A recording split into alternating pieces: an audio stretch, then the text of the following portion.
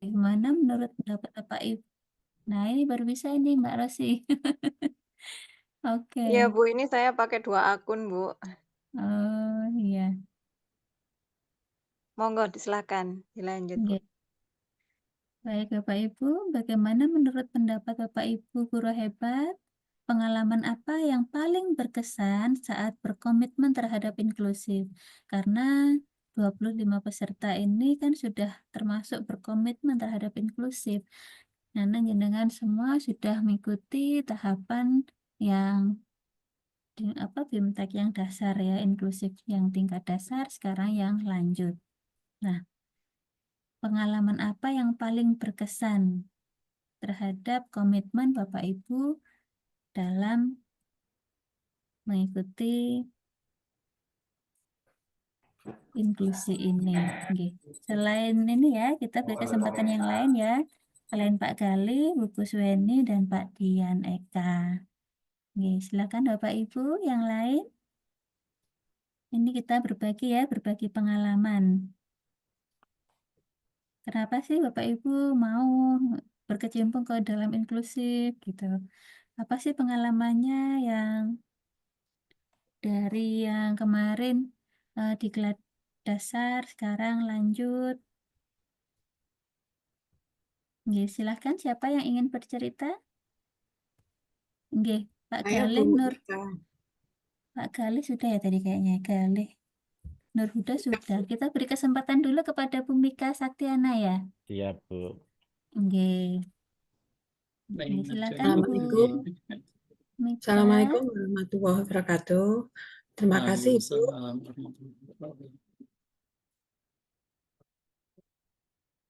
dari pendidikan dari BIMTEK Inklusi ini bahwa semua siswa baik itu siswa yang non Nggih. berkebutuhan khusus maupun Perkenalkan. Nggih, berkebutuhan perkenalkan dulu. khusus, eh, mereka berhak untuk memperoleh pelayanan yang mereka butuhkan sesuai dengan kebutuhan mereka untuk mengatasi semua hambatan yang mereka miliki. Mereka butuh perasaan setara dengan teman-teman yang lainnya. Dan saya merasa bahwa mereka tidak hanya sekedar butuh pengakuan, tapi juga butuh bagaimana mereka bisa merasa setara, tidak berbeda dengan anak-anak yang lain. Menyangkut pengalaman ini, Bu, saya pernah mendapatkannya beberapa ya bukan tahun ini tapi tahun yang kemarin. Ini saya mempunyai siswa berkebutuhan khusus yang apapun namanya ya dia tangannya nggak bisa tenang, tremor seperti itu. eh, Kalau dibilang ngetes juga tidak ngetes sepenuhnya ya. Jadi tapi dia bisa untuk berada di kelas, cuma tidak bisa menulis secara nyun sewu secara normal seperti anak-anak kebanyakan. Jadi ketika dia capek, dia sudah pensilnya sudah kontal gitu, sudah tidak bisa mengendalikan pensilnya. Nah, yang saya pengalaman ini yaitu suatu ketika saya waktu itu sebagai kaur kesiswaan mengadakan kegiatan untuk pembinaan karakter, karena saya berpikir dia tidak mampu waktu itu, makanya pengennya tidak saya ajak. Tetapi ternyata justru teman-temannya, kenapa ini si A ini tidak diajak, kasihan. Loh. Mengajak dia karena dia untuk berjalan ke arah tertentu pun kesulitan, untuk berganti pakaian kesulitan, untuk makan sendiri kesulitan. Jadi butuh pelayanan.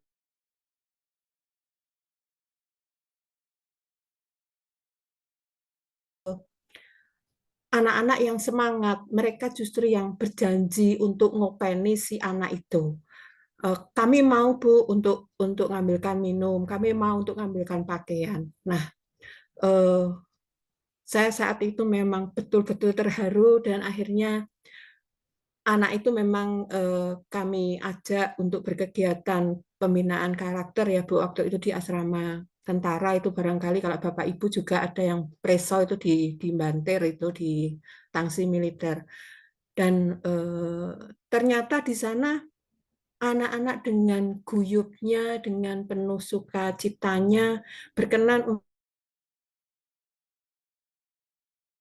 hanya kalau bahasa Jawanya merenahke ketika dia mau makan, ketika dia mau berpakaian.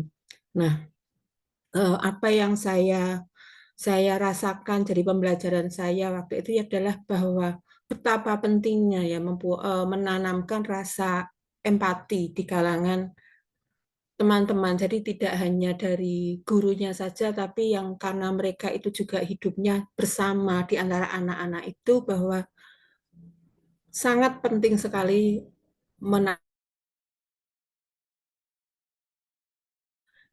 itu yang akan menguatkan, yang akan memberikan dukungan yang sangat besar ketika kita mengadakan pembelajaran seperti itu, Bu. Uh, untuk apa ya, Bu? Terus terang saja untuk saya memang untuk secara IT dan sebagainya saya memang sudah ketinggalan. Tetap karena sekolah saya juga sekolah yang kecil, IT-nya tidak lengkap, teknologinya terbatas. Tetapi saya membidiknya, menitik beratkannya pada pada ke apa ya, keguyupan, keperasaan bisa menerima dari anak-anak yang lain. Jadi ketika tahun ajaran baru itu memang saya menanamkan dulu pada anak-anak yang tidak berkebutuhan khusus. Ada pengantar bahwa ada teman kamu dengan keadaan begini begini begini. Mari kita rengkuh, mari kita anggap ini adalah semua juga pada saatnya nanti juga akan menjadi yang berkebutuhan khusus juga, Ibu ya. Jadi sejak awal itu sudah saya sampaikan ke anak-anak bagaimana mereka mau berbagi, mau merengkuh temannya yang berkebutuhan khusus itu. Dan di sekolah kami memang kami tidak pernah memberikan label yang semacam ini kekurangan dan sebagainya. Jadi hanya secara implisit saja, Bu, hanya secara tidak tidak apa ya, tidak secara jelas lah halnya seperti itu. Hanya kata anak-anak hanya kami minta untuk ayo kita sengkuyung, ayo kita temani. Demikian Ibu yang bisa saya sampaikan. Jadi intinya bagaimana itu bisa mendapat perlakuan yang sama, yang bisa untuk mengatasi hambatan yang dia miliki dan dia bisa merasa setara, tidak dibedakan dengan yang lainnya.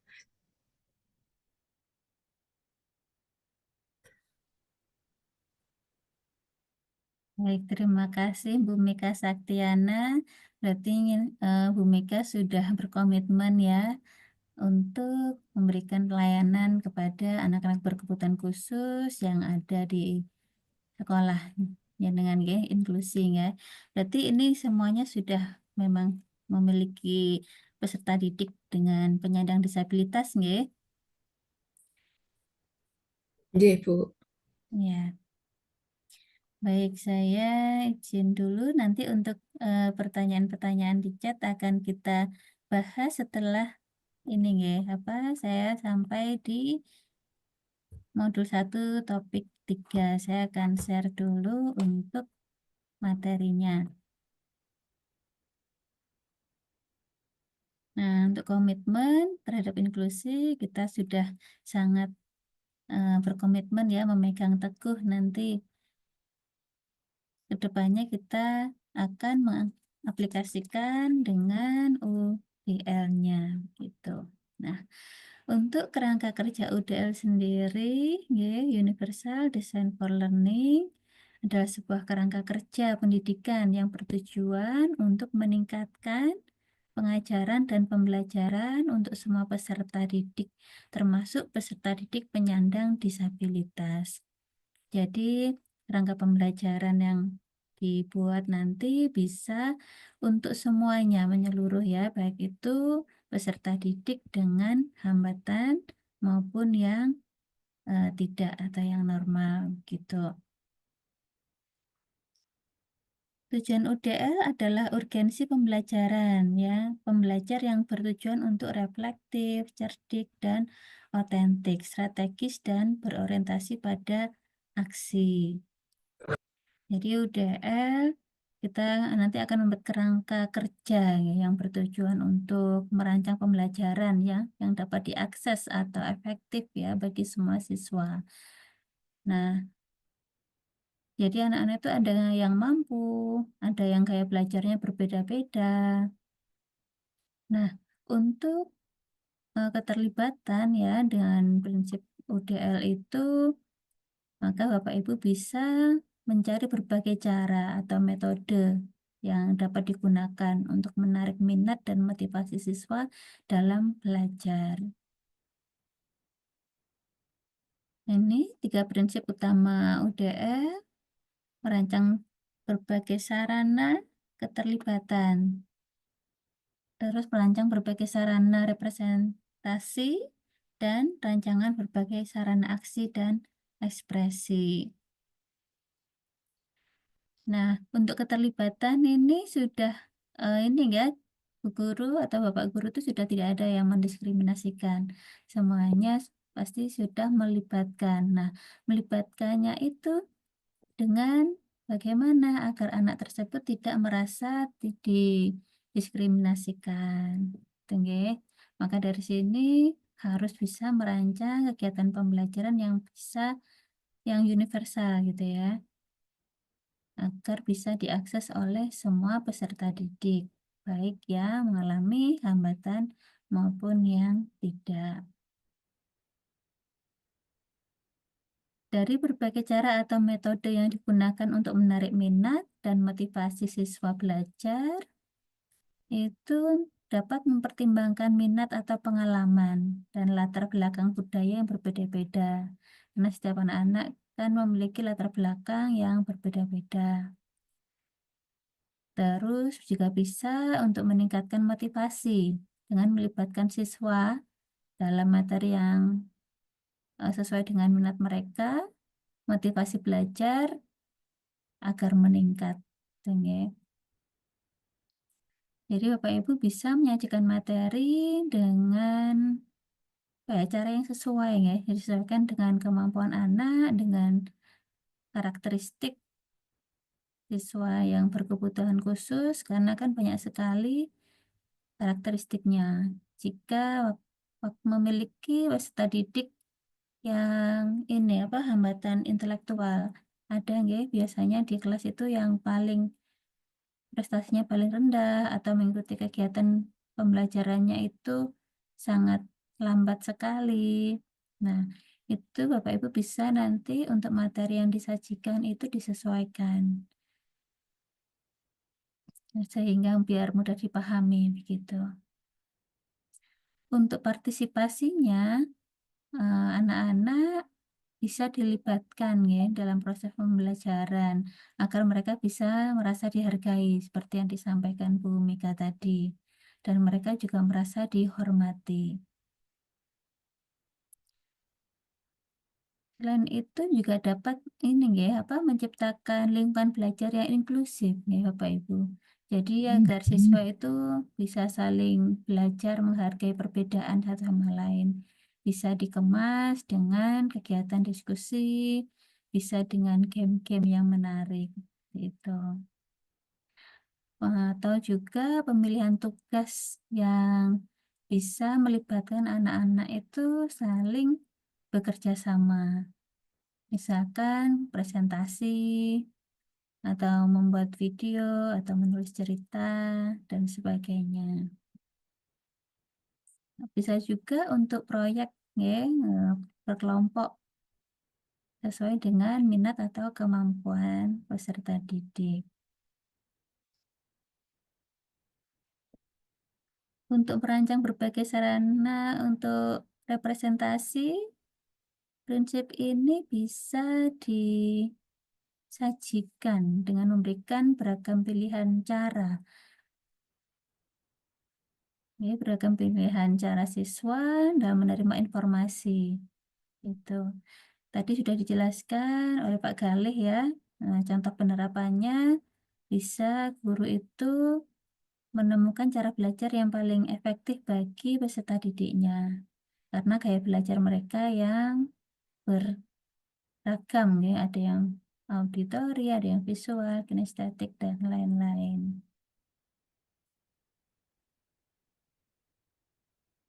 Selanjutnya,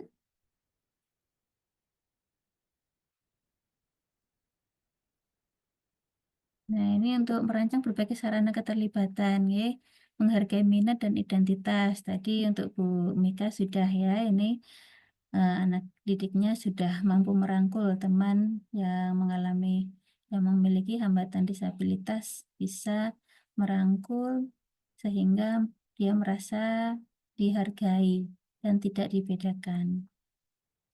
Melalui usaha dan ketekunan yang berkelanjutan. Jadi ini usaha dan ketekunan dari Bapak Ibu untuk mendesain pembelajaran agar anak-anak yang mengalami hambatan atau disabilitas itu dapat terlayani dengan baik. Lalu membangun kapasitas emosional. Ini anak-anak dengan hambatan, apalagi yang tunanetra, ini emosionalnya kadang cepat sekali sensitif. Jadi Bapak Ibu untuk yang memiliki peserta didik dengan hambatan penglihatan ya atau tunanetra itu harus lebih banyak untuk berkomunikasinya karena mereka itu dari komunikasi itu mereka merasa dihargai, mereka merasa dianggap, tidak dicuekin. Nah,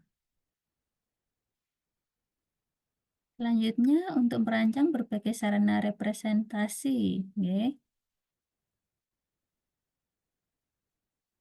Ini ada persepsi, ada bahasa dan simbol, dan membangun pemahaman.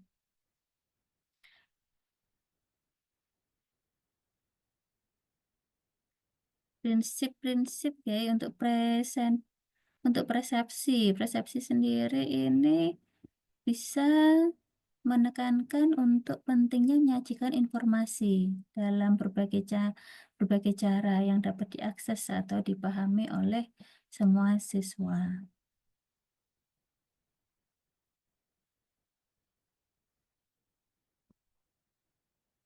Baik, kita lanjut.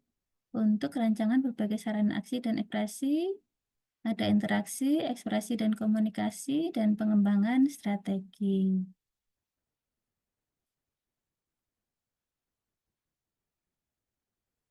Nah, kalau yang ini pentingnya memberikan beragam cara nih bagi siswa untuk menunjukkan apa yang telah mereka pelajari. Nah, dengan fleksibilitas nih dari Bapak Ibu guru dalam memahami anak-anak baik yang berkebutuhan khusus maupun yang tidak dengan hambatan.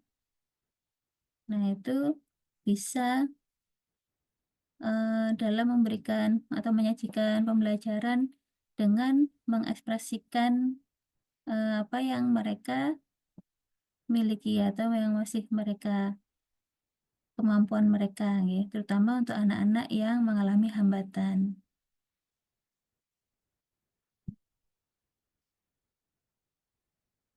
Kita lanjutkan ke berbagi belajar mandiri, apa yang telah didapatkan. Nah, refleksikan penggunaan UDL. Nah, Bapak Ibu untuk keterlibatan ya di kelas Bapak Ibu ini sejauh mana Bapak Ibu itu sudah menggunakan prinsip keterlibatan ini di kelasnya, utamanya dengan peserta didik yang mengalami hambatan. Nanti bisa dijelaskan peserta didiknya hambatannya apa, lalu Bapak Ibu untuk memberikan keterlibatan kepada peserta didik tersebut itu dalam bentuk apa atau kegiatan apa. Bisa Bapak Ibu nanti menceritakan untuk yang keterlibatan boleh, aksi dan ekspresi boleh, representasi juga boleh. Baik, saya beri kesempatan untuk Bapak Ibu menyampaikan atau berpendapat atau bercerita nggih, dalam penggunaan UDL dalam keterlibatan atau aksi atau ekspresi representasi. Selain Pak Galih, Bu Kusweni, Pak Dian, dan Bu Mika ya. Nah, kita beri kesempatan kepada Bu Yuniara. Nih, Bu Yuniara. Nih, yang mana Bu Yuniara? Silahkan Ya, dibuka Ibu. mic-nya. Sudah Nih, dibuka. ya, Sudah kedengaran, Ibu? Oke. sudah. Oke. Terima kasih, selamat sore semuanya Bapak Ibu hebat yang ada di kelas 95. Nama saya Yuniara dari SMK YPT Kota Tegal, Ibu. Kebetulan saya kan guru BK, Ibu. Jadinya awal pertama tentang keterlibatan siswa, kebetulan saya juga menangani anak yang berkebutuhan khusus, terutama anak tunarungu. Awalnya waktu dia kelas 1 saya masih bingung harus bagaimana caranya berkomunikasi dengan anak tersebut, karena kebetulan di sekolah kami guru BK tidak masuk kelas, Ibu.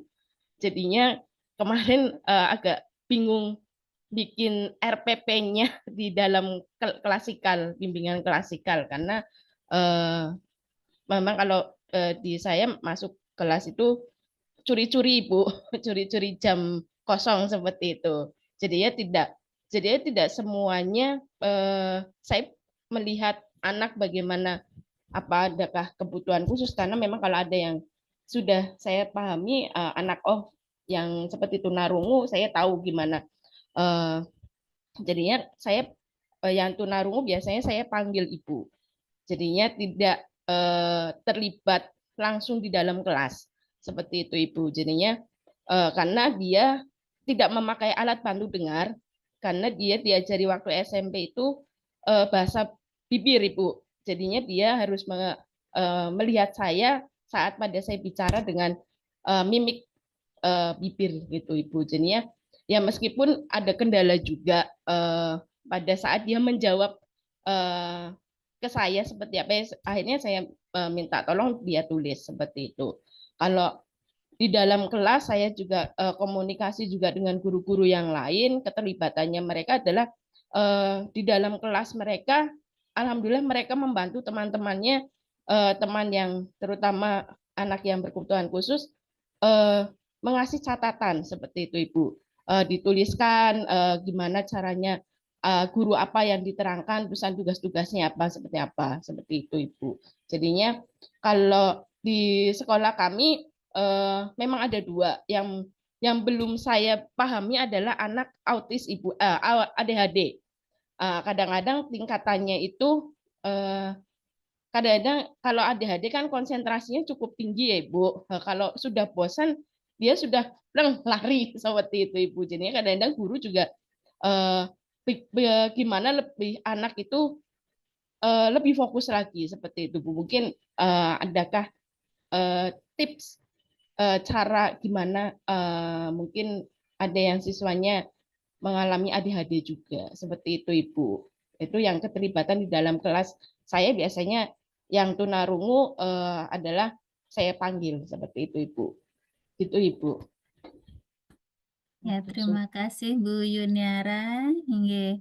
Untuk dengan peserta didik dengan hambatan pendengaran ya, karena dia melihat dari bahasa bibir. Kalau Bu Guru tidak bisa berbahasa isyarat, maka dia akan memperhatikan. Jadi mimik bibir dari guru itu harus jelas gitu ya. A ya A, I, U, E, O gitu. Karena anak sangat memperhatikan itu. Terus ada lagi gini, kalau guru SLB itu ketika mengajar anak dengan hambatan tunarungu, itu lipstiknya harus merah, merah merona. Karena anak fokusnya itu di situ, di bahasa bibir. Tuh, jadi anak harus bisa melihat mimik bahasa bibirnya guru ini, jadi sehingga tidak mengandalkan bahasa isyarat dengan tangan. Karena mereka itu nanti ketika di masyarakat, tidak semua masyarakat bisa untuk berbahasa isyarat dengan tangan.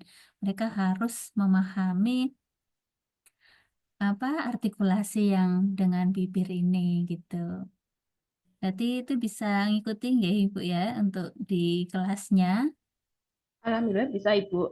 Jadinya ya itu tadi temannya membantu mencatatkan apa tugas-tugasnya seperti itu Bu. Dan materi apa yang disampaikan sama gurunya seperti itu. Karena kan kita satu kelas itu 36 Ibu. Jadinya guru biasanya kan fokusnya ke semuanya, jadinya tidak fokus ke satu anak seperti itu Ibu. Cuma kalau yang ADHD memang ada yang di gurunya itu memanggil, seperti mungkin contohnya matematika Bu, itu pelajaran matematika harus dia mungkin lebih fokus sendiri seperti itu Ibu. Kalau yang ADHD, kalau yang tunarungu ya mungkin masih dia bisa mengikuti seperti itu Bu. Sekarang alhamdulillah dia sudah kelas 3, jadinya apalagi lagi prakerin juga, lagi pakai PKL, jadinya saya juga berpikir di tempat prakerin bisa atau enggak seperti itu Ibu. Tapi ternyata kemarin setelah bimbingan ketemu saya, alhamdulillah bisa karena teman-temannya juga membantu pengerjaan bimbingannya seperti PKN. Seperti itu Ibu. Iya. Berarti dia untuk tunarungunya tergolong yang ringan, ya. Jadi masih ada sisa pendengaran gitu. Kalau yang sedang dia akan mengalami kesulitan.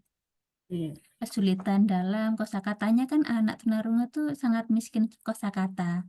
Itu kalau ketika masih ada sisa pendengaran, terus sarafnya itu ringan, itu masih bisa mengikuti di sekolah reguler. Tuh. Untuk yang ADHD memang betul untuk ADHD itu fokusnya berlebihan, makanya harus ada guru khususnya. Ketika dia moodnya sudah hilang, dia akan beralih dengan perhatian yang lain. Nah, guru itu harus mengetahui kelemahannya. Dia tuh maunya nurut itu dengan siapa, ya, dengan guru yang mana, dan harus diapakan ini biar manut gitu. Kadang ada anak-anak itu, dia itu mau manutnya jika difasilitasi untuk bernyanyi gitu. Lagu kesukaannya apa, dinyanyikan itu, nanti dia akan nurut setelah itu kepada si guru tersebut. Ya, ini cerita murid saya, pengalaman murid saya ketika tantrum ya, ada anak yang autis itu, dia tantrum karena sudah mengalami kebosanan pembelajaran, kurang menarik, dia pasti teriak-teriak gitu tanpa sebab. Nah, jika bu gurunya itu tidak memahami, dia akan bingung, ini kenapa gitu kan. Nah, tetapi saya tahu anak ini mengalami kebosanan, mungkin nggak cocok di rumah, yang terbawa sampai ke sekolah, akhirnya dia tantrum di sekolah. Nah, saya tahu kelemahannya, itu sukanya dinyanyikan lagu ini, lagu Surabaya itu, yang waktu terang bulan, udara bersinar terang. Nah, itu tuh saya dengarkan di dekat telinganya, saya nyanyikan di dekat telinganya, sampai akhirnya dia itu teriak-teriak itu sampai memperhatikan lagu yang saya nyanyikan tadi di telinganya. Akhirnya dia ngikut bernyanyi. Nah, setelah ikut bernyanyi, dia sudah terbawa suasana lagu tadi, terus mau nurut sama saya gitu. Ayo kita duduk dulu, nyanyi dulu gitu. Kita beri kesempatan memang kepada anak-anak untuk mengekspresikan apa sih yang menjadi minatnya. Itu untuk yang ADHD, autis, gitu ya, kita harus betul-betul memahami karakteristiknya. Baik, terima kasih Bu Yuniara Sama. sudah berbagi ya pengalamannya. Terima kasih. Baik, saya lanjut. Duh, kok nggak kerasa? Ini sudah 4:30. Ya Allah, udah 4:30. Oke, kita lanjutkan aja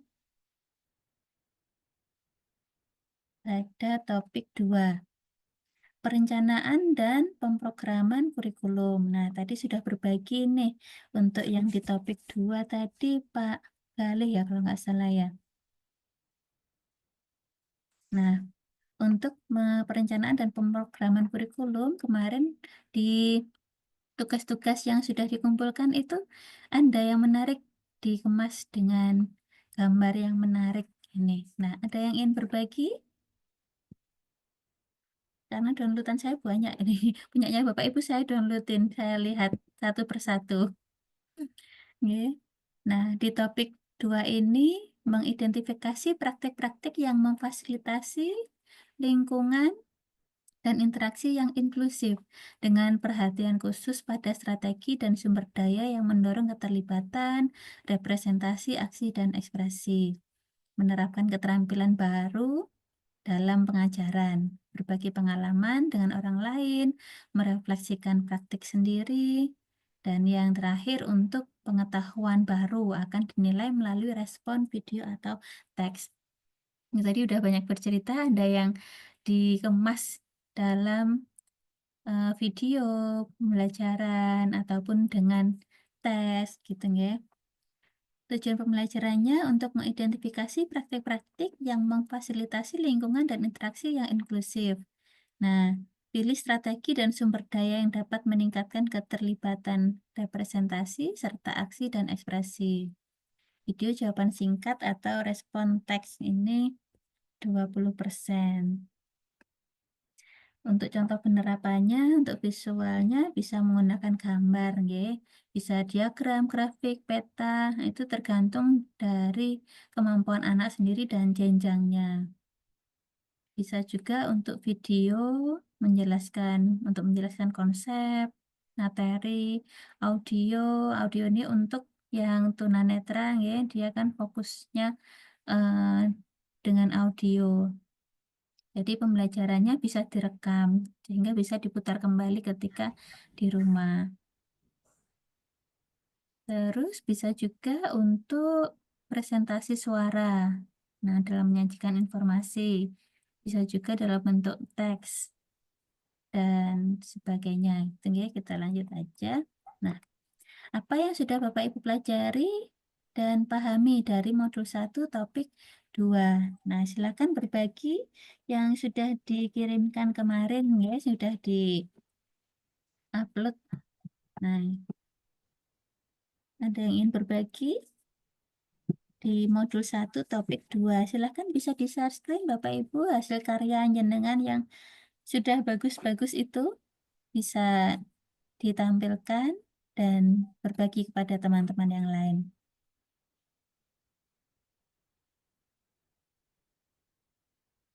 Ada yang raise hand? Tadi saya sudah dapat nih Pak Kale, Bu Kusweni, Pak Dian, Bu Mika, Bu Yuniara. Ya, ingin perkenalan dengan yang lain? Silahkan Bapak Ibu.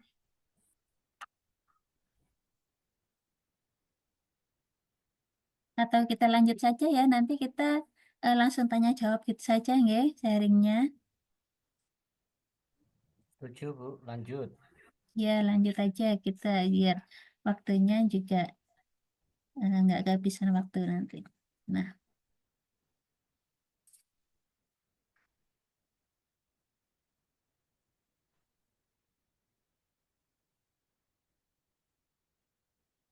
ada 3 prinsip UDL-nya, mulai dari merancang sarana keterlibatan. Tadi Bapak Ibu sudah sangat banyak sekali untuk keterlibatan anak-anak dengan berbagai metode pembelajaran, dengan berbagai strategi, seperti itu.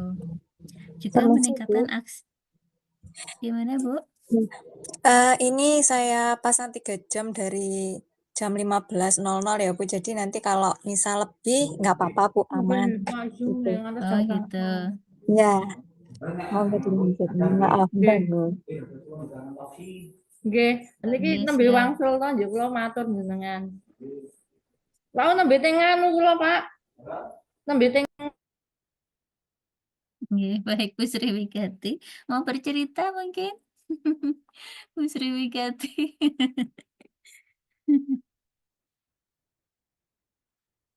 Dibuka mic-nya, Bu Sri Wigati.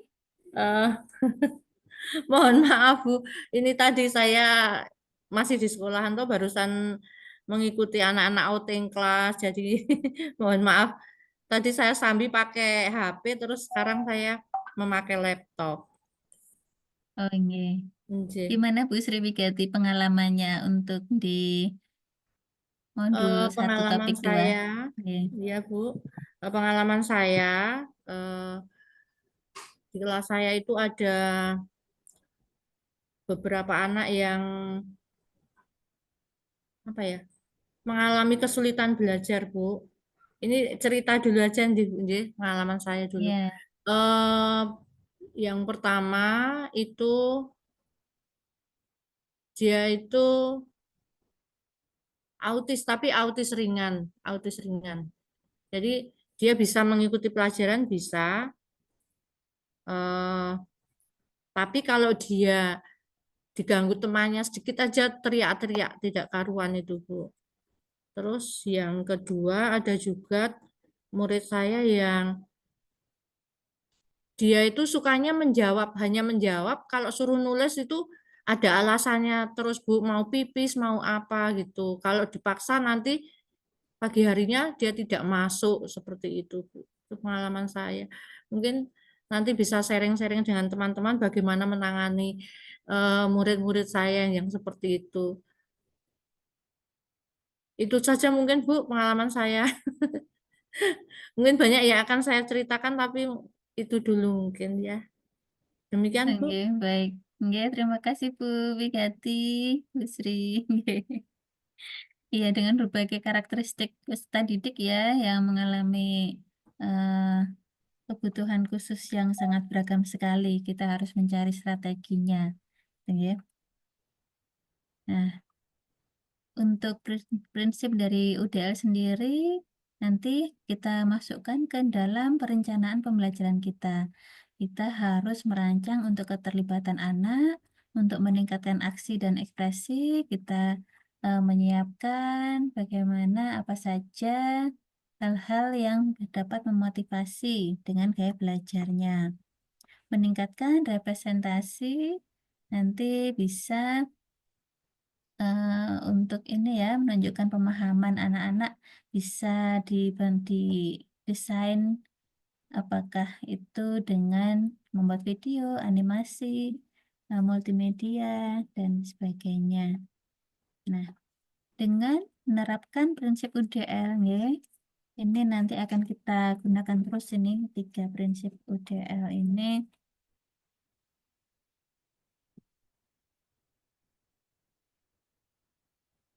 Mulai dari desain berbagai cara dengan keterlibatan. Jadi ini keterlibatan itu apa saja? Ini opsi-opsinya sudah ada di sini. Nanti bisa dipilih disesuaikan dengan kebutuhan atau dengan karakteristik peserta didiknya. Mulai dengan opsi desain untuk menghargai minat dan identitas, mengoptimalkan pilihan dan otonomi, mengoptimalkan relevansi nilai keaslian, pelihara kegembiraan, dan bermain. Jadi harus memiliki ide-ide nggih, untuk metode-metode pembelajaran agar anak itu tidak mengalami kejenuhan, agar anak juga tidak gampang tantrum, terus tidak menarik perhatian dengan dia berbuat hal-hal yang membuat kericuhan biasanya di kelas itu, mencari-cari perhatian sebenarnya anak-anak itu. Ya. Selanjutnya untuk desain berbagai cara representasinya ini bisa untuk persepsi, bahasa, dan simbol membangun pengetahuan.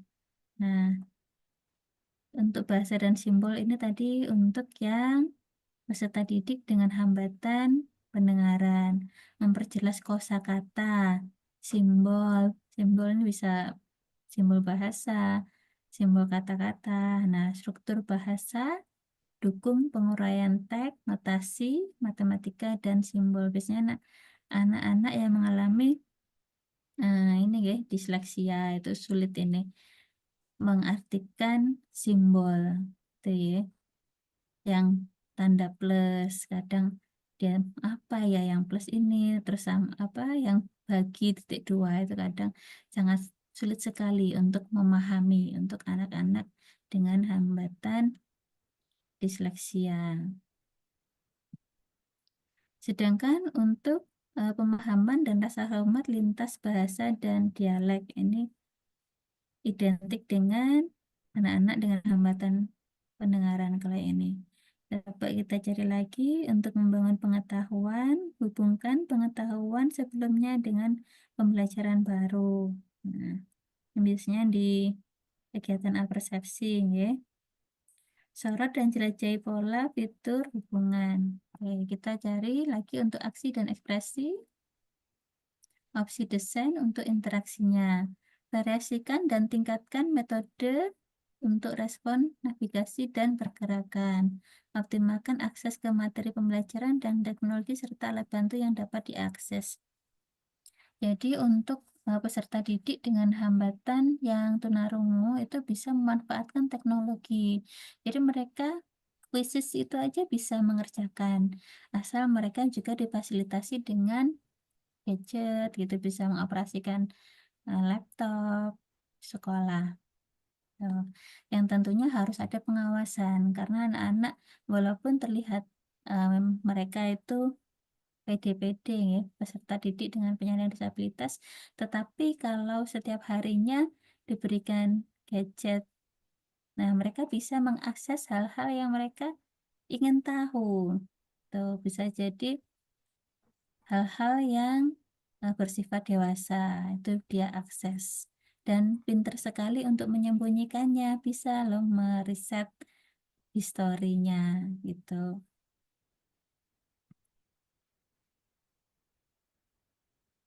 Ini untuk pedoman merancang keterlibatan. Untuk merancang pilihan untuk menghargai minat dan identitas, kita bisa mengoptimalkan pilihan dan kemandirian, mengoptimalkan relevansi nilai dan keaslian. Ini nanti bisa dipilih, ya, disesuaikan saja dengan kebutuhan atau dengan karakteristik peserta didik. Menumbuhkan kegembiraan dan keceriaan. Nah, ini untuk anak yang mengalami hambatan berpikir. Ini dia butuhnya itu kegembiraan dan keceriaan. Karena kalau tidak gembira dan tidak ceria, anak itu tidak bisa belajar di kelas. Ya, biasanya ada nggih yang mengalami ini kelihatan yang Down syndrome ngoten niku, apakah Mas bisa diterima di sekolah reguler?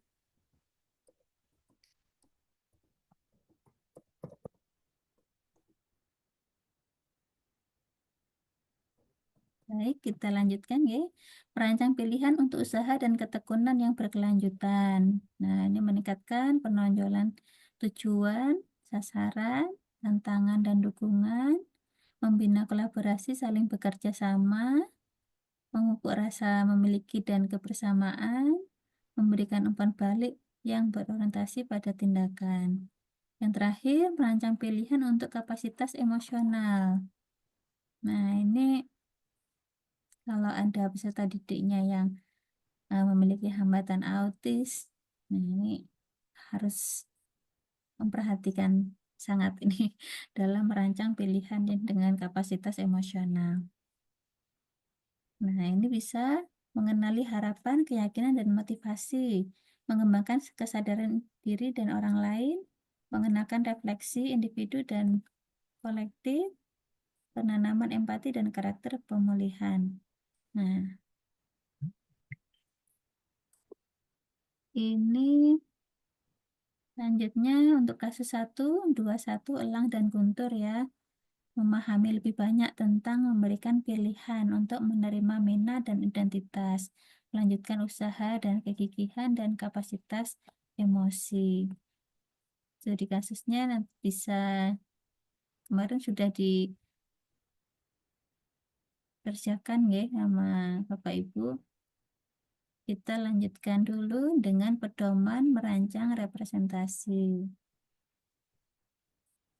Nah, dalam merancang pilihan untuk persepsi, ini bisa memilih untuk opsi-opsi ataupun kita bisa menunjuk mana yang bisa digunakan, ya. Bisa mendukung peluang untuk menyesuaikan tampilan informasi, mendukung berbagai cara untuk memahami informasi, menunjukkan keragaman perspektif dan identitas dengan cara yang autentik. Nah, ini merancang simbol untuk bahasa dan simbol. Ini bisa memperjelas kosakata tadi ya, bahasa bibir ya. Untuk ibu guru, lipstiknya itu harus jelas, harus cetar.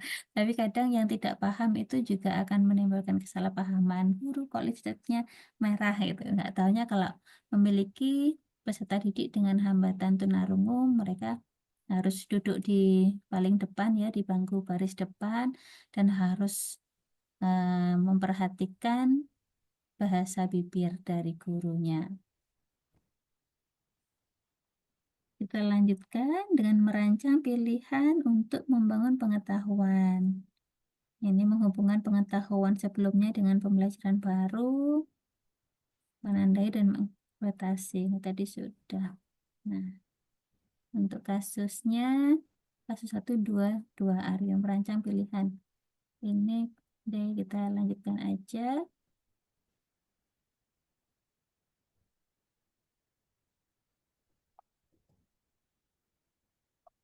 Kita lanjutkan ke topik 3 langsung aja. Habis ini kita tanya jawab ya. Mengembangkan pelajaran dan pengalaman belajar yang inklusif. Nah, ini untuk topik 3.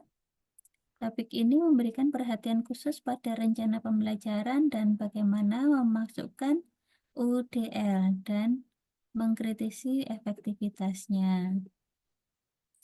Jadi di sini yang di topik 3 ini sudah mulai meruncing kepada nanti untuk aktivitas-aktivitas pembelajaran yang disusun di dalam perencanaan pembelajarannya. Bapak Ibu akan menerapkan keterampilan baru dalam pengajaran, ya, karena akan diintegrasikan, ya, pengajarannya diintegrasikan dengan UDL-nya. Berbagi pengalaman dengan orang lain, ya. Nanti Bapak Ibu setelah selesai nanti menyelesaikan modul 1, 2, 3 ya, topik 1, 2, 3 nanti tugasnya itu untuk berbagi pengalaman dengan orang lain. Tuh, apa sih UDL? Seperti itu, bagaimana sih memasukkan UDL ke dalam perencanaan pembelajaran, apa saja yang perlu diperhatikan pada prinsip-prinsipnya. Tuh. Jadi Bapak Ibu di sini sangat beruntung sekali ya mendapatkan materi yang terbaru yang ini nanti akan kita aplikasikan di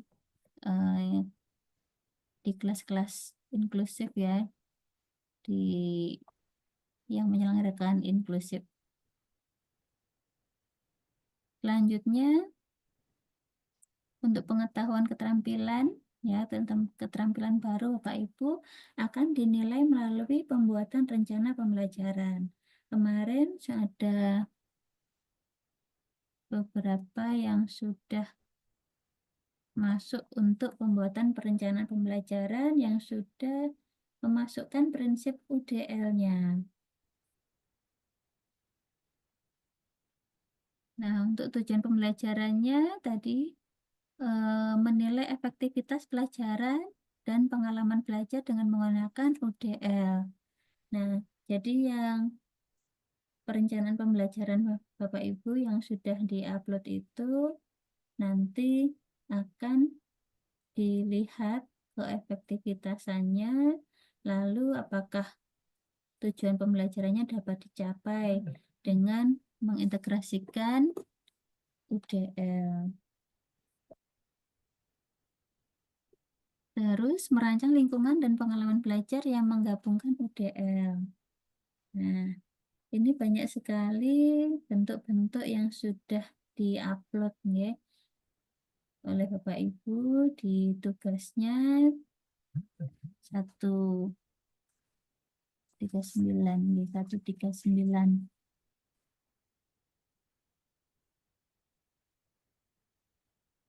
Lalu berdiskusi dan sharing terkait modul 1 topik 3. Nah, ini untuk review pembelajaran dari modul 1 topik 3 nggih Bapak Ibu. Nah, dari topik 3 ini kan sudah membuat rencana pembelajaran ya yang menggunakan UDL dan kritik gitu. Nah, sekarang kita berdiskusi lagi untuk hal-hal apa saja yang telah Bapak Ibu pelajari di topik 3 ini. Nanti Bapak Ibu bisa sharing, boleh sharing tentang hal-hal yang dipelajari ataupun bagaimana menerapkan pelajaran dan pengalaman belajar yang inklusif berdasarkan UDL. Apakah itu sudah ada yang diterapkan di lembaga atau belum? Perbandingannya apa gitu, boleh sharing ya Bapak Ibu. Lalu mungkin bisa sharing tentang tantangan apa saja yang Bapak Ibu hadapi dan bagaimana solusinya gitu. Nanti akan kita bahas bersama. Oke, baik. Saya ingin mendengar atau mungkin bisa disaringkan untuk yang rencana pembelajaran yang sudah mengintegrasikan UDL-nya, Bapak Ibu. Ada yang ingin sharing di sini? Untuk yang topik 3. Oke. Bisa menampilkan untuk rencana pembelajarannya yang menggunakan UDL. Silahkan untuk raise hand.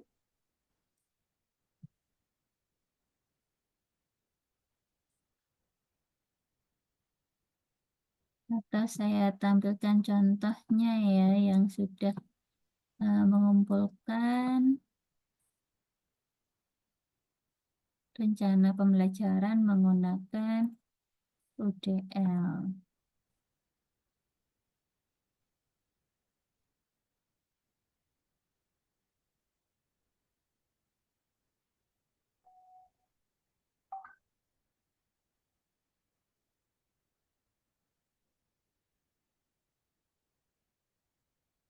Ada yang berbagi Bapak Ibu untuk tugasnya yang topik 3?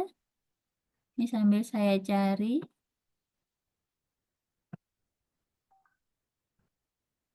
Bisa ditampilkan.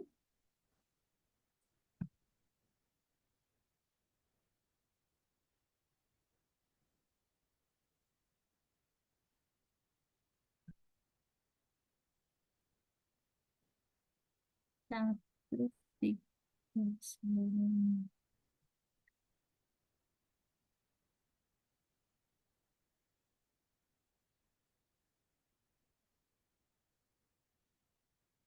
Masih di-download. Ya, sebentar. Saya carikan yang saya tampilkan.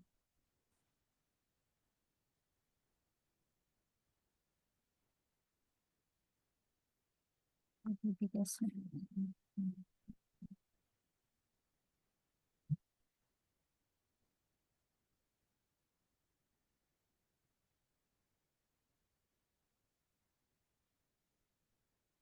Bu Sri Hartati.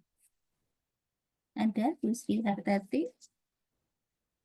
Ya, Ibu. Iya, ini saya tampilkan hasil jenengan ya. Biar kita sharing ya, UDL-nya ada di mana, terus keefektivitasannya apa, prinsip yang dimasukkan ini masuk yang di bagian apa, ngoten. Oh, nggih, Bu. Nggih. Bentar saya share screen.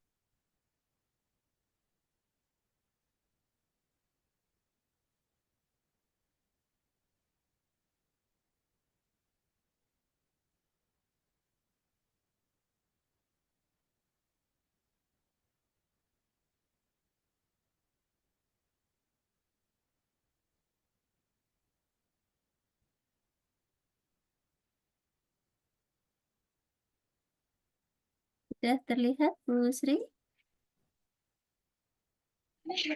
Sampun, Ibu.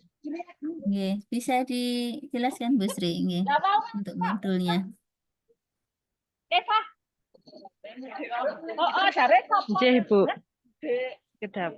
Saya cari tempat yang Nggih, yang aman dari phishing. Soalnya ada kok pengawasan.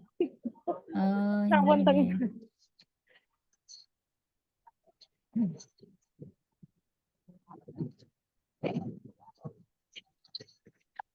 Terima kasih atas waktunya yang diberikan Ibu Lucy.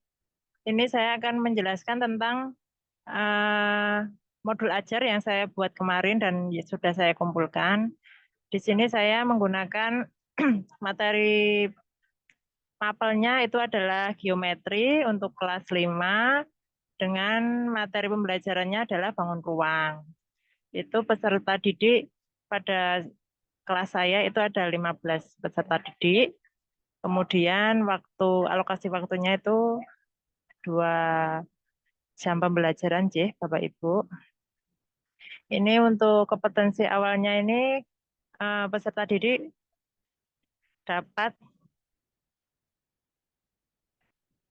mengidentifikasi unsur-unsur bangun ruang dengan benar. Kemudian peserta didik dapat membuat bangun ruang dengan baik menggunakan media ajar seperti itu. Kemudian profil Pancasila yang saya terapkan adalah gotong royong, kemudian bernalar kritis, kemudian berkebinekaan global. Untuk sarana prasarana saya menggunakan LCD, laptop, proyektor, PowerPoint, serta lembar LKPD, serta lembar observasi, kemudian evaluasi yang saya gunakan. Kemudian saya menggunakan metode pembelajarannya itu PJ Problem Based Learning ya Bapak Ibu. Kemudian saya juga menerapkan TIPEK, kemudian C4. Itu untuk modul ajar yang saya kumpulkan kemarin. Ini tujuan dari pembelajarannya ini adalah dengan kegiatan menyimak video pembelajaran yang saya tampilkan pada PowerPoint dan juga dalam video yang saya ambil dari pembelajaran di YouTube, peserta didik dapat mengenali atau menganalisis unsur bangun ruang dengan benar. Kemudian dengan kegiatan menyimak benda-benda di sekitar kelas, sekitar kita atau di sekitar yang kita hadapkan pada waktu pembelajaran itu, peserta didik dapat mengklasifikasikan. Kemudian dengan mengamati benda-benda di sekitar kita, peserta didik dapat mengkategorikan benda-benda berdasarkan bentuknya, yaitu seperti apa itu yang pembelajaran kita materi itu kubus dan juga balok. Seperti itu Bapak Ibu. Kemudian untuk pertanyaan pemicunya atau pemantiknya, itu di sekitar kalian, kemarin saya sampaikan benda-benda apa saja yang berbentuk bangun ruang, itu untuk pemantiknya. Kemudian apakah benda-benda tersebut memiliki bentuk yang sama atau yang berbeda seperti itu. Kemudian untuk aktivitas pembelajarannya, untuk pendahuluan, seperti yang ditampilkan sama Ibu Lucy, itu guru memberi salam, juga doa. Itu adalah masuk komunikasi. Kemudian peserta didik bersama guru berdoa itu adalah ketakwaan kita kepada Tuhan Yang Maha Esa. Kemudian guru mengaksen kehadiran peserta didik serta menyanyikan lagu Indonesia Raya itu komunikasi dan juga nasionalisme ya. Kita tumbuhkan rasa nasionalisme kita kepada peserta didik. Kemudian guru melakukan asesmen diagnosis kemarin saya melakukan. Saya lanjutkan dengan ice breaking. Itu saya terapkan TIPEK dan juga C4. Kemudian guru bertanya, pertanyaan pemantik seperti yang di atas. Sekitar kalian, saya mengarahkan kepada peserta didik untuk mengamati benda-benda yang ada di dalam ruang kelas. Itu apakah apa itu berbentuk bangun ruang, dan ternyata respon dari peserta didik juga sangat bagus. Dia mengerti apa yang saya maksud sehingga terjadilah umpan balik yang yang efektif seperti itu Bapak Ibu. Kemudian untuk masalah pembelajaran intinya saya menggunakan PBL, Problem Based Learning, yang di sini ada 5 sintak, nggih. Yang pertama itu mengorientasikan peserta didik terhadap masalah. Kemarin itu saya sampaikan kepada peserta didik bahwa peserta didik diminta mengamati PowerPoint yang saya sampaikan. Dalam PowerPoint saya sampaikan materi yang saya sajikan, kemudian itu juga saya berikan waktu itu video pembelajaran yang memudahkan saya untuk menyampaikan materi kepada peserta didik seperti itu Bapak Ibu. Itu masuk saya itu dalam TIPEK ya. Kemudian untuk sintak yang kedua,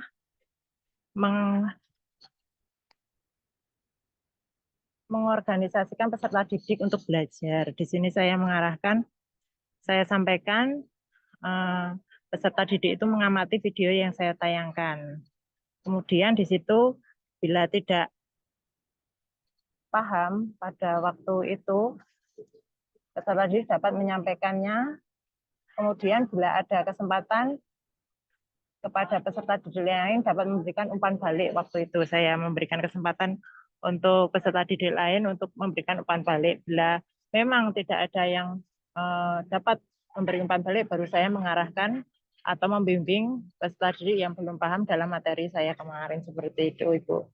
Kemudian dalam pembelajaran saya juga menyisipkan game edukasi ya, untuk gamenya ini kemarin tebak aku, jadi saya memberikan beberapa clue dari ciri-ciri bangun ruang, kemudian peserta didik dapat menebak bangun apakah yang saya maksud berdasarkan clue tersebut, seperti itu Bu. Kemudian juga saya membentuk pembelajaran berdiferensiasi, itu membentuk kelompok dengan 5 peserta. Kemudian saya memberikan LKPD kepada peserta didik yang berkelompok tersebut. Saya arahkan untuk memahami LKPD tersebut. Oke, kemudian peserta didik dapat, kemarin juga saya waktu praktek ini saya juga selalu menyisipkan ice breaking ya Bu, biar pembelajaran tidak terasa membosankan sih. Karena 2 jam pembelajaran mungkin kalau materi terus mungkin ya agak bosan atau boring seperti itu. Untuk kemudian selanjutnya saya sintak yang ketiga itu membantu penyelidikan individu maupun kelompok. Nah, di sini kemarin saya memberikan LKPD itu secara berkelompok, saya di situ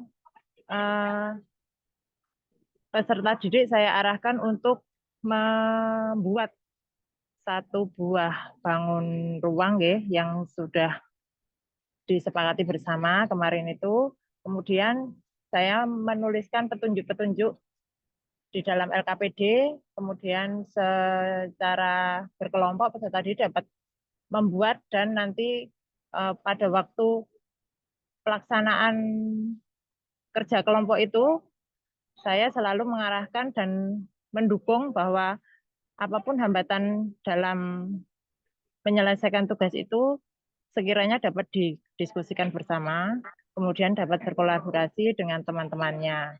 Jika memang tidak menemukan jalan keluar, saya membantu dan membimbing dalam kelompok tersebut. Seperti itu, Bu.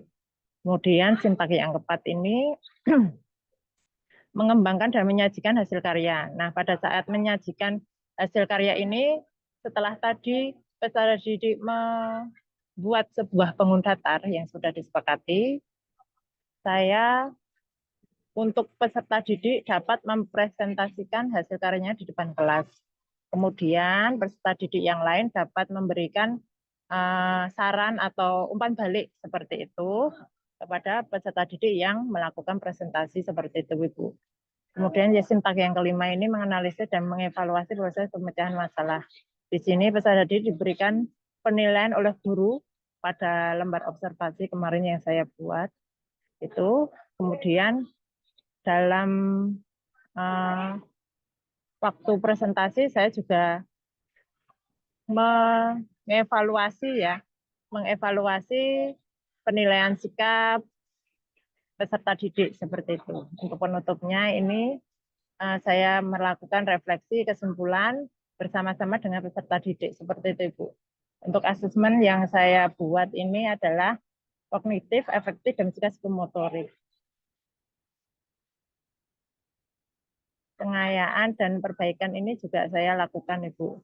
Kemarin ada beberapa peserta didik yang memang belum memahami daripada unsur-unsur bangun ruang seperti itu, Ibu. Kalau untuk perbaikan sendiri mungkin dalam satu kelas kemarin ada 3 peserta didik yang masih belum memenuhi KKM lah seperti itu, Ibu. Baik, ini untuk prinsip UDL-nya tadi sudah masuk ya, meningkatkan aksi dan ekspresi tadi yang mempresentasikan. Terus Ibu. merancang berbagai sarana keterlibatan, tadi sudah berkelompok ya. Terus meningkatkan representasi. Ya. Mungkin dari Bapak Ibu yang lain ada tanggapan dari modul yang sudah dibuat oleh Ibu Sri Hartati? Apakah semua sudah setuju bahwa modul ini sudah mengandung prinsip UDL?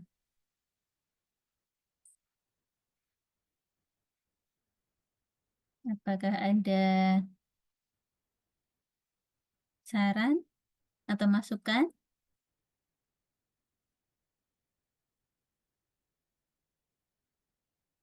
Halo? Masih ada penghuninya ya ini.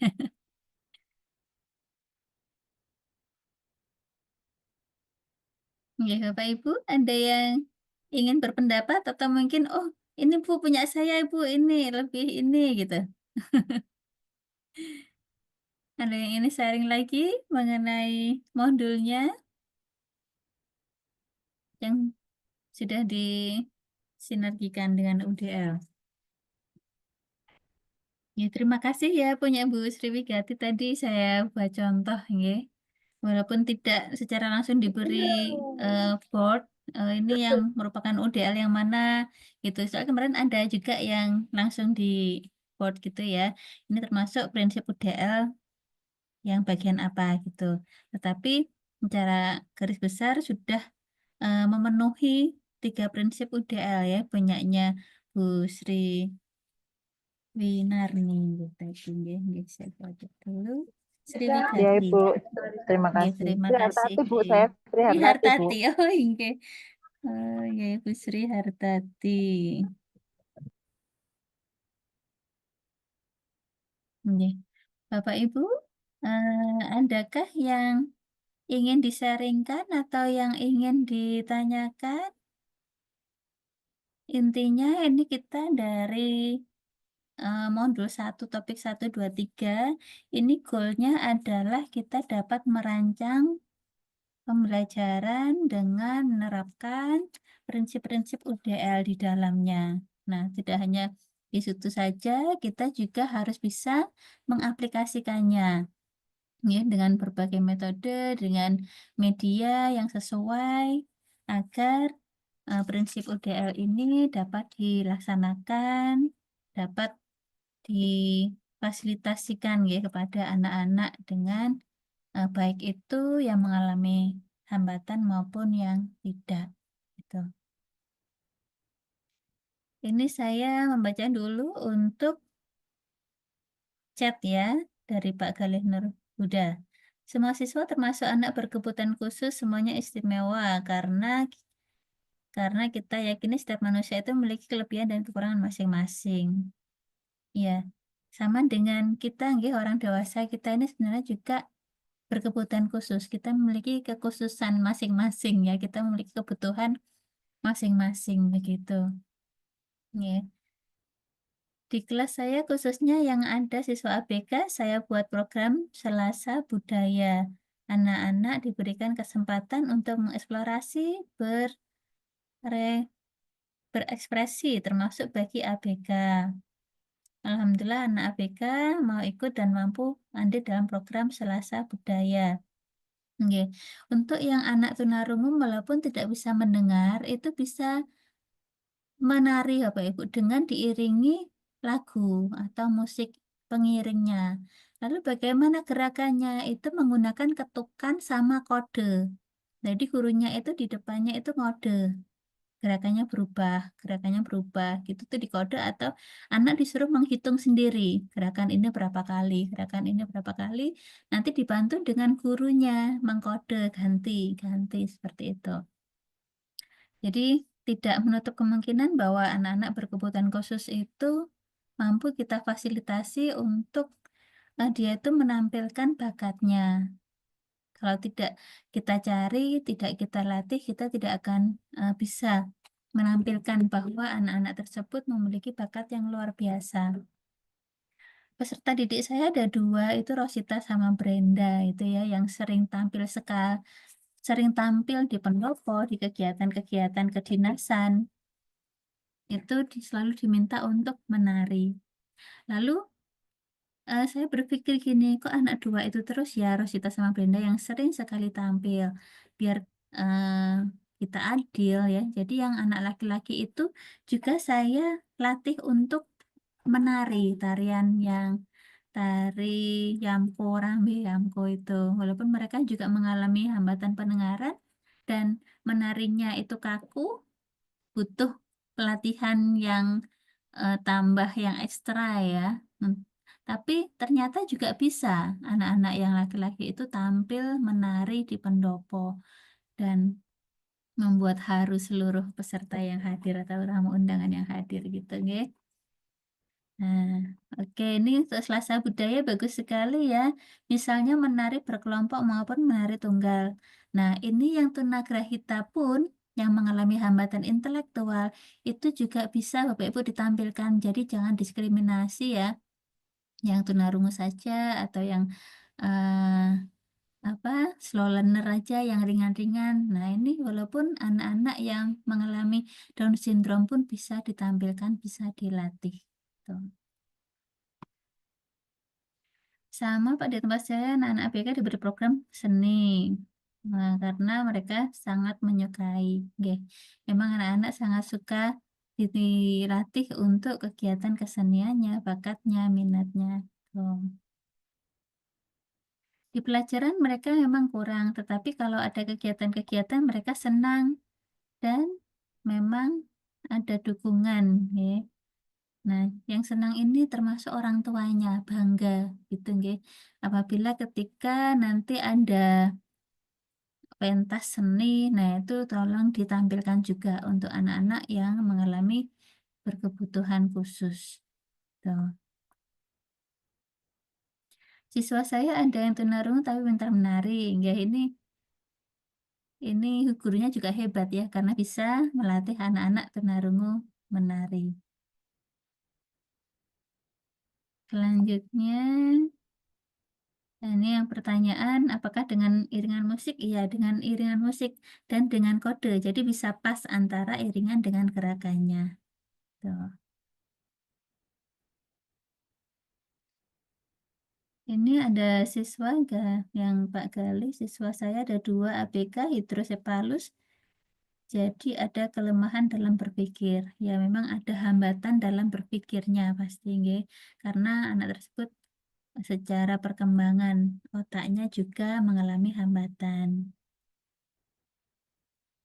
Namun masih bisa diajak bicara, tetapi ada delay karena masih berpikir dulu ya. Ada mikir dulu baru bisa menjawab apa pertanyaan tadi. Sehingga harus diulang-ulang dalam berbicara. Berarti ini bisa masuk ke dalam grahita, nggih. Bisa grahita ringan. Kalau grahita ringan itu kan masih bisa dididik, nggih, mampu didik anak-anaknya. Kalau di anak didik saya yang tunagrahita ringan, dia tuh mampu didik ya, bisa membaca, menulis, dan berhitung. Tetapi untuk kemampuannya itu sama dengan anak SD kelas 3. Nah, sehingga sekarang sudah lulus SMA di ini dengan kemampuannya tersebut namanya Samsul ya. Nah, si Samsul ini akhirnya bisa bekerja di SLB tempatnya dia belajar dulu. Tugasnya adalah jadi pesuruh gitu. Kok bisa pesuruh? Iya, disuruh fotokopi bisa, disuruh kemana-mana gitu bisa. Nah, kecuali kalau menyuruh itu jangan langsung 3 perintah ya, nanti kacau. Jadi perintahnya harus satu per satu gitu. Ini ABK ya ini ya, ke sekolah dengan jaraknya 10 kilo dari rumahnya naik motor. Iya, kalau anak tunarungu bisa naik motor, dia akan naik motor. Sampai dia jalan-jalan atau dolan niku Bapak Ibu, itu dolannya itu berkelompok sama teman-teman sesama tunarungu sampai ke pantai di Tulungagung, sampai ke Kediri, pokoknya di luar kota tanpa ada yang izin, ada yang tidak izin oleh orang tuanya. Akhirnya kalau terjadi apa-apa di jalan, orang tuanya bingung, yang dihubungi gurunya. Nah, gurunya juga nggak diizin nih, maksudnya nggak dipamiti. Jadi sering itu terjadi kecelakaan memang ya anak-anak itu jatuh karena ketika diklakson dia tidak mendengar. Sementara anak-anak yang tunarungu ini pengen punya SIM C. Ini SIM C ya untuk yang berkendara motor itu. Itu.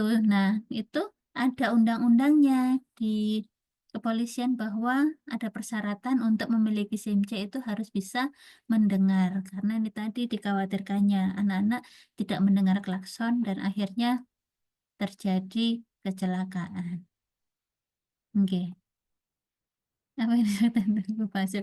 Alhamdulillah nggih udah jam 5:50 Bapak Ibu maaf yang masih ada di sekolah ini Bu Sriwigati masih di sekolah Bu. Nggih. Bu dibuka Bu mic-nya. Masih, Bu. Masih di sekolah. Oh Masih. nggih, Pak Nur Samsul Huda juga di sekolah nih masihan. Saya juga masih di Di rumah, sekolah, Bu. Bu. Oh masih di. Oh iya, Di nggih, rumah baik. itu sinyalnya sering hilang-hilang itu loh, Bu. Oh, nggih, nggih. Ini Bu Sriwigati bertanya apakah untuk anak didik saya yang tidak mau menulis tapi lancar berbicara bisa menggunakan asesmen bentuk lain.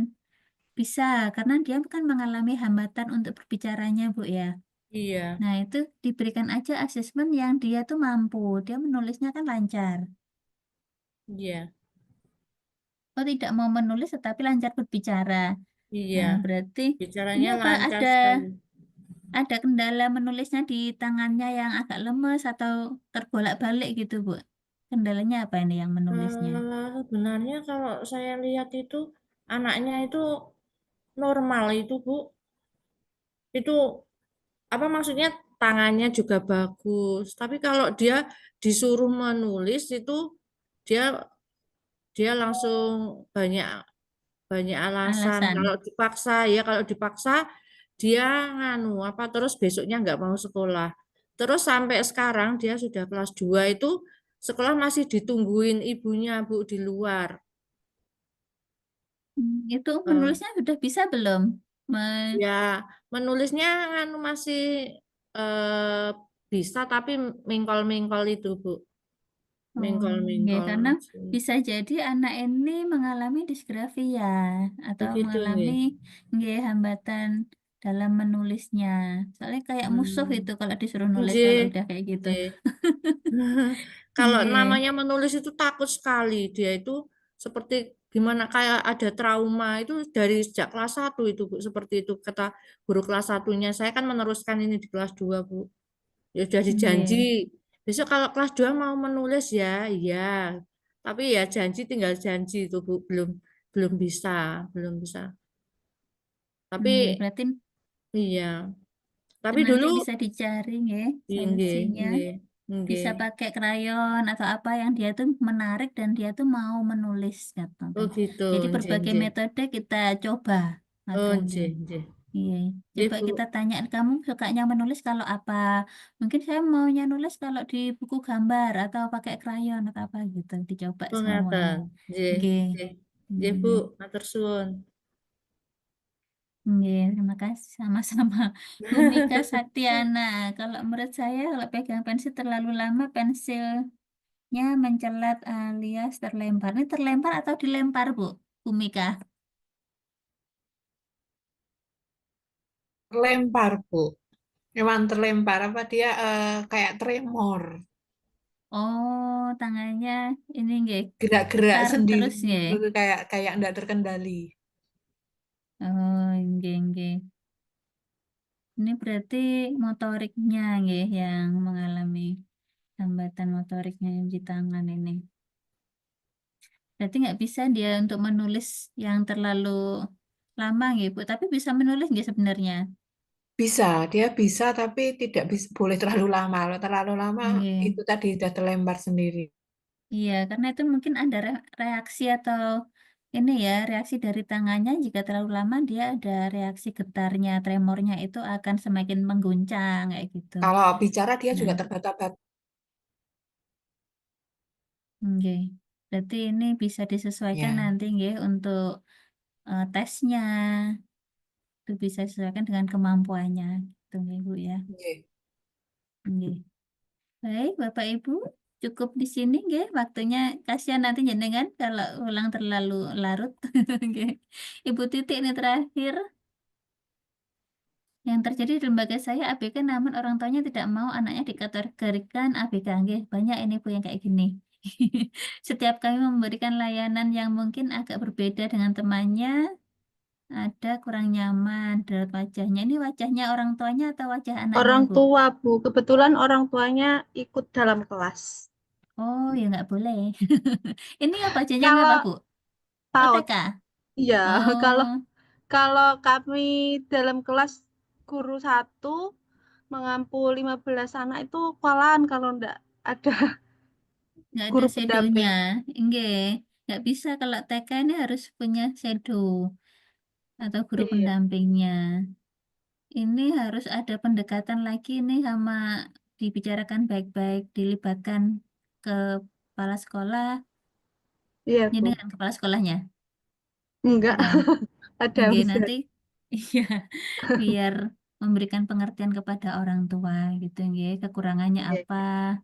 seperti itu. Memang harus dilos ini orang tuanya nggih, harus pelan-pelan. Iya, Bu. Karena pengalaman saya juga gitu. Kan saya juga punya TK ya, anaknya itu hiperaktif, sementara kami belum punya guru shadownya. Akhirnya kami tidak berani menerima karena kan takut guru yang tidak ada basic untuk pengetahuan inklusi tiba-tiba menangani inklusi malah ini ya, nanti seperti malpraktek gitu. Terus akhirnya orang tuanya ngamuk. Ya, orang tuanya tidak terima. Tetapi karena kami jelaskan bahwa memang gurunya itu tidak ada basic untuk pengetahuan di bidang itu, akhirnya orang tuanya nggih mau menerima walaupun dengan terpaksa gitu ya, karena pengennya disekolahkan di tempat saya gitu. Nggih memang harus pelan-pelan ini nggih untuk berkomunikasi dengan orang tua yang memiliki anak dengan penyandang disabilitas. Baik, Bapak Ibu, sudah pas 17.15. Tadi kita mulai juga 15.15 ya. Apakah dari sini masih ada yang ingin ditanyakan? Apa sudah cukup?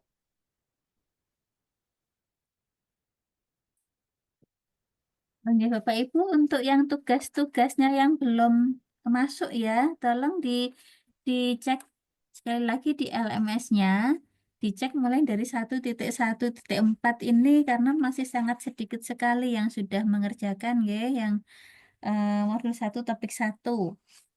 Lalu dicek lagi yang modul 2, modul 1 topik 2 ini sudah lumayan banyak, ada beberapa saja yang belum. Dan yang terakhir untuk yang asesmen 3, 1.3.9 ini masih nanti saya cek kembali nggih. Kalau sudah ada unggahan nanti akan segera saya nilai begitu. Karena itu sebagai gerbang untuk membuka di modul 2 nggih Bapak Ibu. Setelah ini nanti Bapak Ibu akan disuguhkan dengan modul 2. Tetap semangat Bapak Ibu karena tidak semua memiliki kesempatan untuk mengikuti kegiatan pendidikan berjenjang inklusif tingkat lanjut ini. Ya kan. Ini ada chat. Apakah harus sampai centang terlebih dahulu untuk lanjut ke modul 2? Kalau arahannya memang seperti itu Bapak Ibu. Tapi coba nanti kita jenengan lanjut nggih di cek dulu apakah modul 2-nya bisa diakses. Jika sudah bisa diakses, silahkan untuk dipelajari sambil nanti dilihat yang modul 1-nya apakah terkunci. Ya, kalau misalkan sudah terkunci, Bapak Ibu ada yang belum selesai mengerjakan bisa chat ke admin atau chat ke saya, ngoten nggih. Nggih, yang penting semuanya tuh harus kecentang memang Bapak Ibu karena nilainya nanti ada di situ. Nggih. Tuh, jadi seperti apapun pekerjaannya harus diupload, ngoten intinya gitu, jangan sampai kelewat. Ngoten. Nggih. Sekian nggih Bapak Ibu. Nanti jenengan sudah lelah sepertinya wajah-wajahnya sudah sore, sudah mendekati maghrib juga. Ada yang ingin disampaikan lagi? Sudah cukup? Sudah cukup nggih? Nggih, Bapak Ibu, terima kasih atas waktunya. Saya kembalikan ke admin nggih, Mbak Rosi. Apabila ada kurang lebihnya, saya mohon maaf untuk pertemuan di modul 1 topik 1, 2, 3. Saya akhiri. Wassalamualaikum warahmatullahi wabarakatuh. Waalaikumsalam warahmatullahi wabarakatuh. Terima kasih, Bu. Waalaikumsalam Terima kasih. warahmatullahi Kita foto wabarakatuh. bersama dulu ya, foto bersama dulu. Ya, dibuka kameranya. Kita foto bersama pakai bukti, nggih. Ya. Oke, senyum. 1, 2, 3, ceklik. Oke, nanti saya share di grup kelas 95. Nggih. Baik, Bu Rosi, silakan ditutup nggih. Dari saya sekian, terima kasih. Saya kembalikan ke Mbak Rosi. Ya, terima kasih, Bu. Terima kasih Bapak Ibu yang telah meluangkan waktu untuk mengikuti kegiatan sinkronus pada sore hari ini. Mohon maaf tadi waktu awal-awal memang di tempat saya ada pemadaman jadi saya sedikit gugup. Jadi agak molor ya tadi. Selain ada pemadaman soalnya di sini juga kalau sore langganan hujan sama petir gitu. Mohon maaf bila waktunya agak molor sedikit. Dan terima kasih Ibu sudah memberikan materi pada kami, Bu Lucy. Dan semoga pertemuan pada sore hari ini bermanfaat dan barokah untuk kita semua. Sebelum ini saya akhiri, mari kita berdoa bersama-sama untuk menutup kegiatan pada sore hari ini. Berdoa mulai.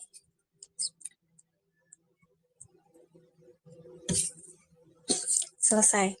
Terima kasih apabila dari kami ada kurang dan kesalahan, kami mohon maaf seterus-terusnya. Wassalamualaikum warahmatullahi wabarakatuh. Sampai jumpa di kegiatan sinkronus selanjutnya.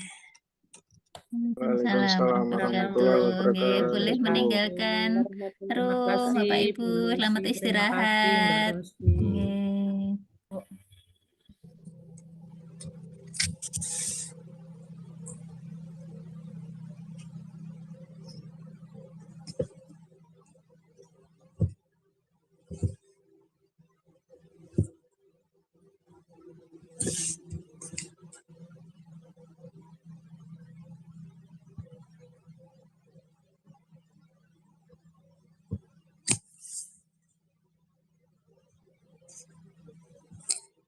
Izin mengakhiri Zoom ya Bapak Ibu. Terima kasih atas kehadirannya.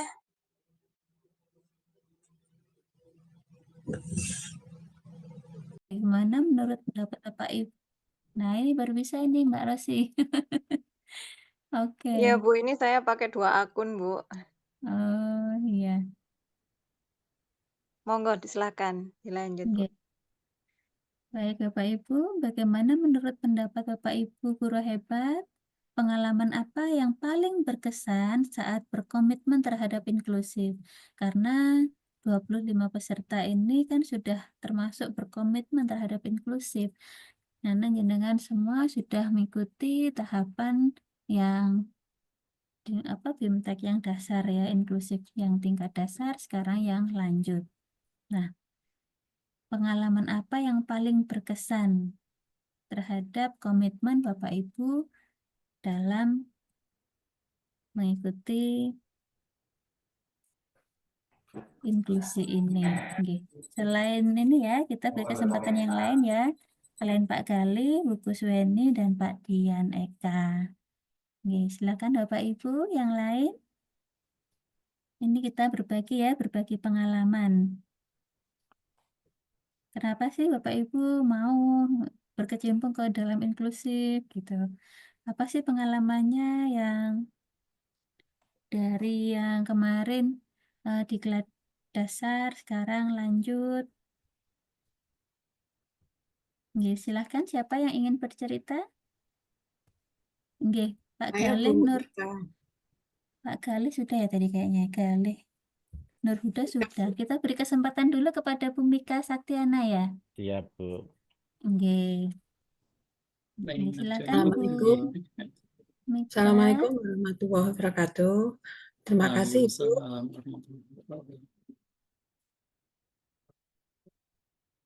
dari pendidikan dari BIMTEK Inklusi ini, bahwa semua siswa, baik itu siswa yang non berkebutuhan khusus maupun berkebutuhan Perkenalkan dulu. khusus, mereka berhak untuk memperoleh pelayanan yang mereka butuhkan sesuai dengan kebutuhan mereka untuk mengatasi semua hambatan yang mereka miliki.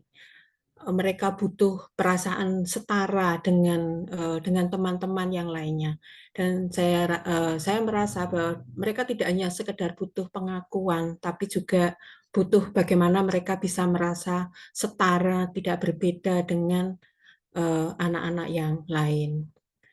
Menyangkut pengalaman ini, Bu, saya pernah mendapatkannya beberapa ya bukan tahun ini tapi tahun yang kemarin. Ini saya mempunyai siswa berkebutuhan khusus yang apapun namanya ya, dia tangannya tidak bisa tenang, tremor seperti itu. Kalau dibilang ngetes juga tidak ngetes sepenuhnya ya. Jadi tapi dia bisa untuk berada di kelas, cuma tidak bisa menulis secara nyun sewu secara normal seperti anak-anak kebanyakan. Jadi ketika dia capek, dia sudah pensilnya sudah kontal gitu, sudah tidak bisa mengendalikan pensilnya.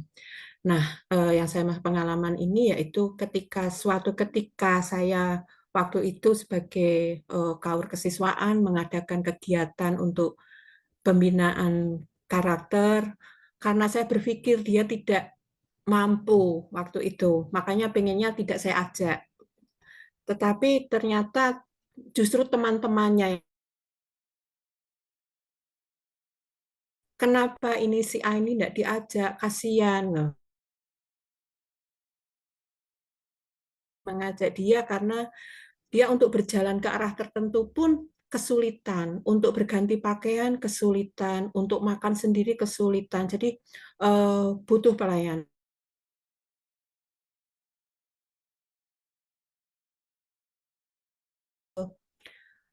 Anak-anak yang semangat, mereka justru yang berjanji untuk ngopeni si anak itu. Kami mau Bu untuk ngambilkan minum, kami mau untuk ngambilkan pakaian. Nah, saya saat itu memang betul-betul terharu dan akhirnya anak itu memang kami ajak untuk berkegiatan pembinaan karakter ya Bu, waktu itu di asrama tentara itu barangkali kalau Bapak Ibu juga ada yang preso itu di Banter itu di Tangsi Militer. Dan ternyata di sana anak-anak dengan guyupnya, dengan penuh sukacitanya berkenan hanya kalau bahasa Jawanya merenahke ketika dia mau makan, ketika dia mau berpakaian. Nah, apa yang saya rasakan dari pembelajaran saya waktu itu adalah bahwa betapa pentingnya ya menanamkan rasa empati di kalangan teman-teman. Jadi tidak hanya dari gurunya saja, tapi yang karena mereka itu juga hidupnya bersama di antara anak-anak itu, bahwa sangat penting sekali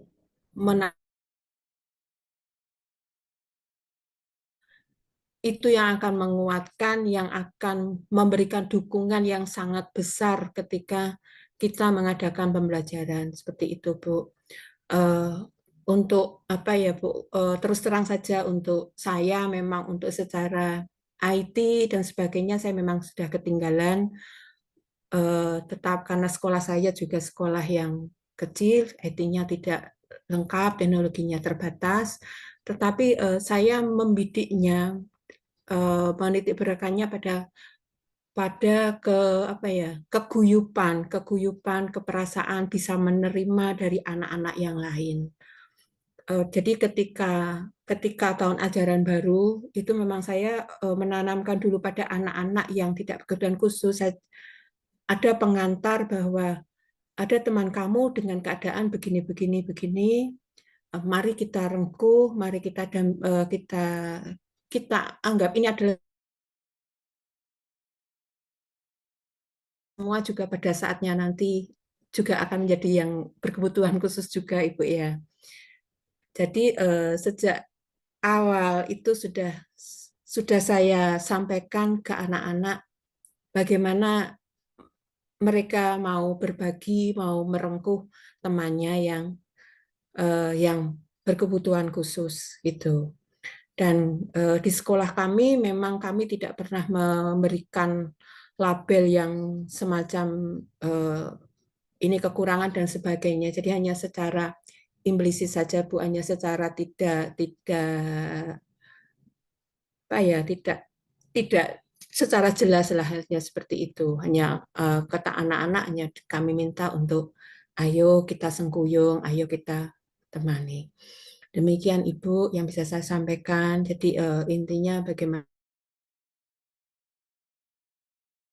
itu bisa mendapat perlakuan yang sama, yang bisa untuk mengatasi hambatan yang dia miliki dan dia bisa merasa setara, tidak dibedakan dengan yang lainnya.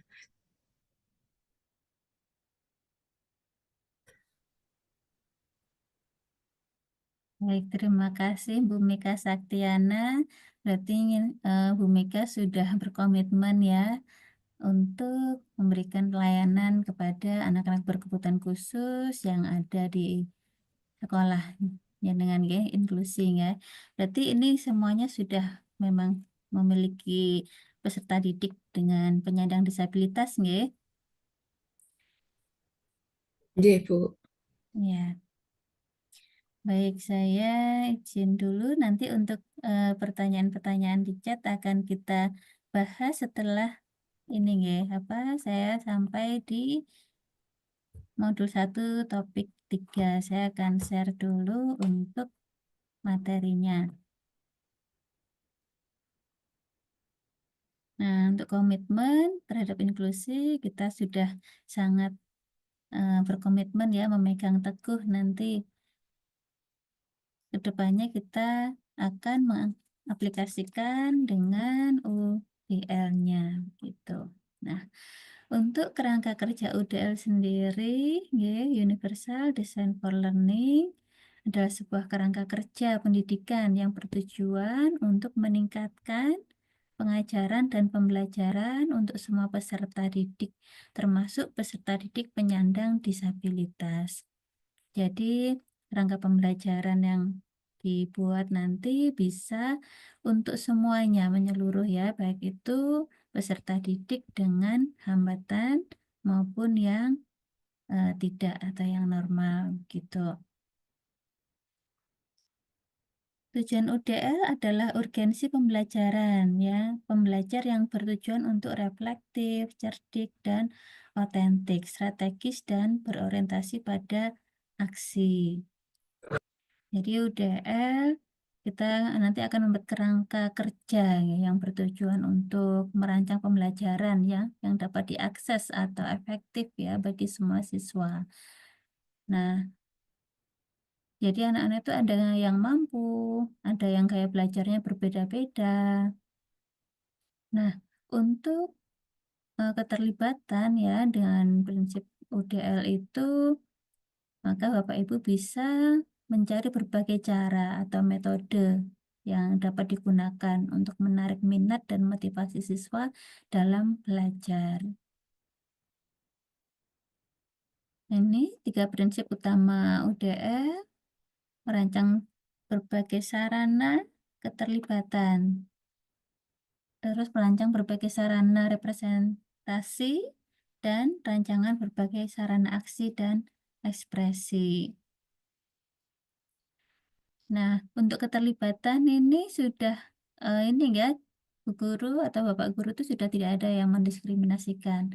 Semuanya pasti sudah melibatkan. Nah, melibatkannya itu dengan bagaimana agar anak tersebut tidak merasa didiskriminasikan. Gitu nggih. Maka dari sini harus bisa merancang kegiatan pembelajaran yang universal gitu ya, agar bisa diakses oleh semua peserta didik, baik yang mengalami hambatan maupun yang tidak. Dari berbagai cara atau metode yang digunakan untuk menarik minat dan motivasi siswa belajar, itu dapat mempertimbangkan minat atau pengalaman dan latar belakang budaya yang berbeda-beda. Karena setiap anak-anak kan memiliki latar belakang yang berbeda-beda. Terus juga bisa untuk meningkatkan motivasi dengan melibatkan siswa dalam materi yang sesuai dengan minat mereka, motivasi belajar agar meningkat. Gitu ya.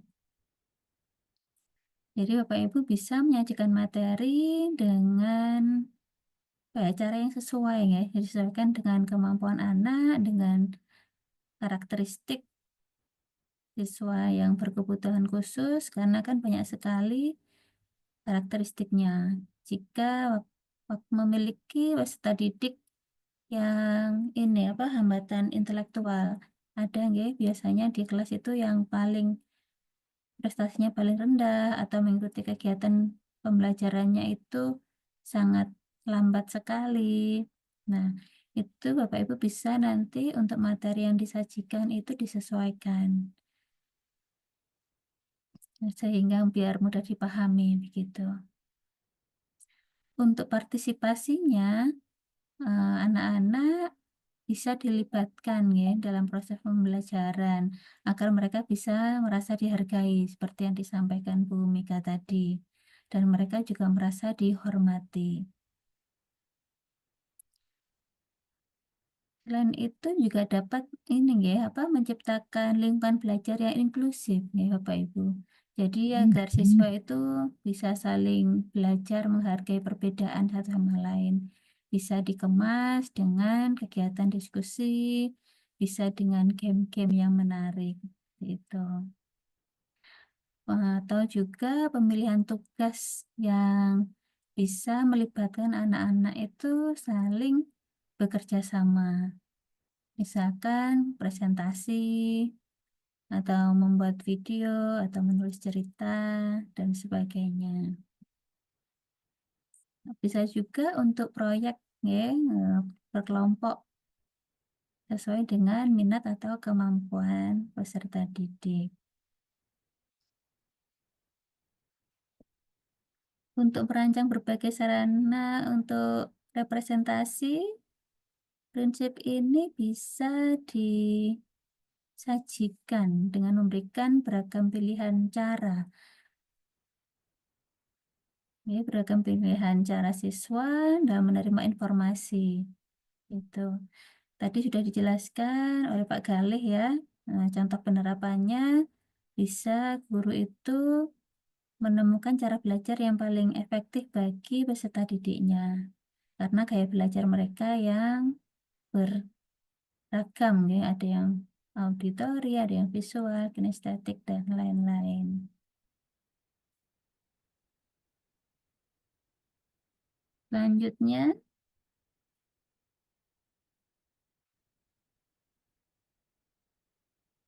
Nah, ini untuk merancang berbagai sarana keterlibatan, ya. Menghargai minat dan identitas. Tadi untuk Bu Mika sudah ya, ini anak didiknya sudah mampu merangkul teman yang memiliki hambatan disabilitas, bisa merangkul sehingga dia merasa dihargai dan tidak dibedakan. Melalui usaha dan ketekunan yang berkelanjutan.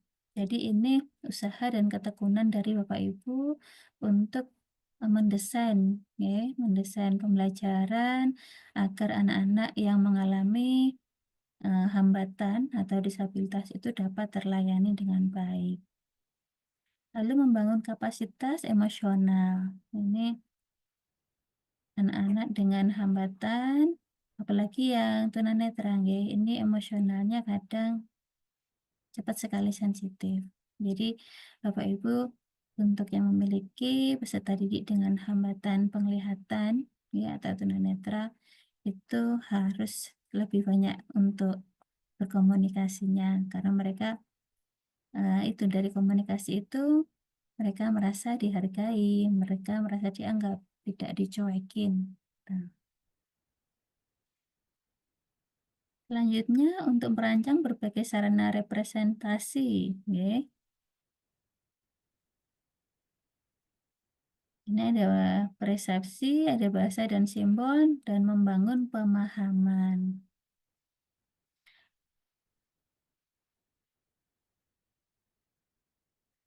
Prinsip-prinsip ya untuk persepsi.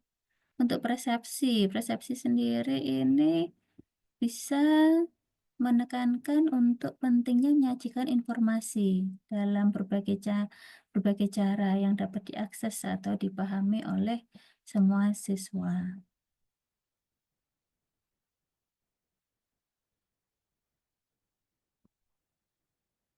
Baik, kita lanjut. Untuk rancangan berbagai sarana aksi dan ekspresi, ada interaksi, ekspresi dan komunikasi, dan pengembangan strategi.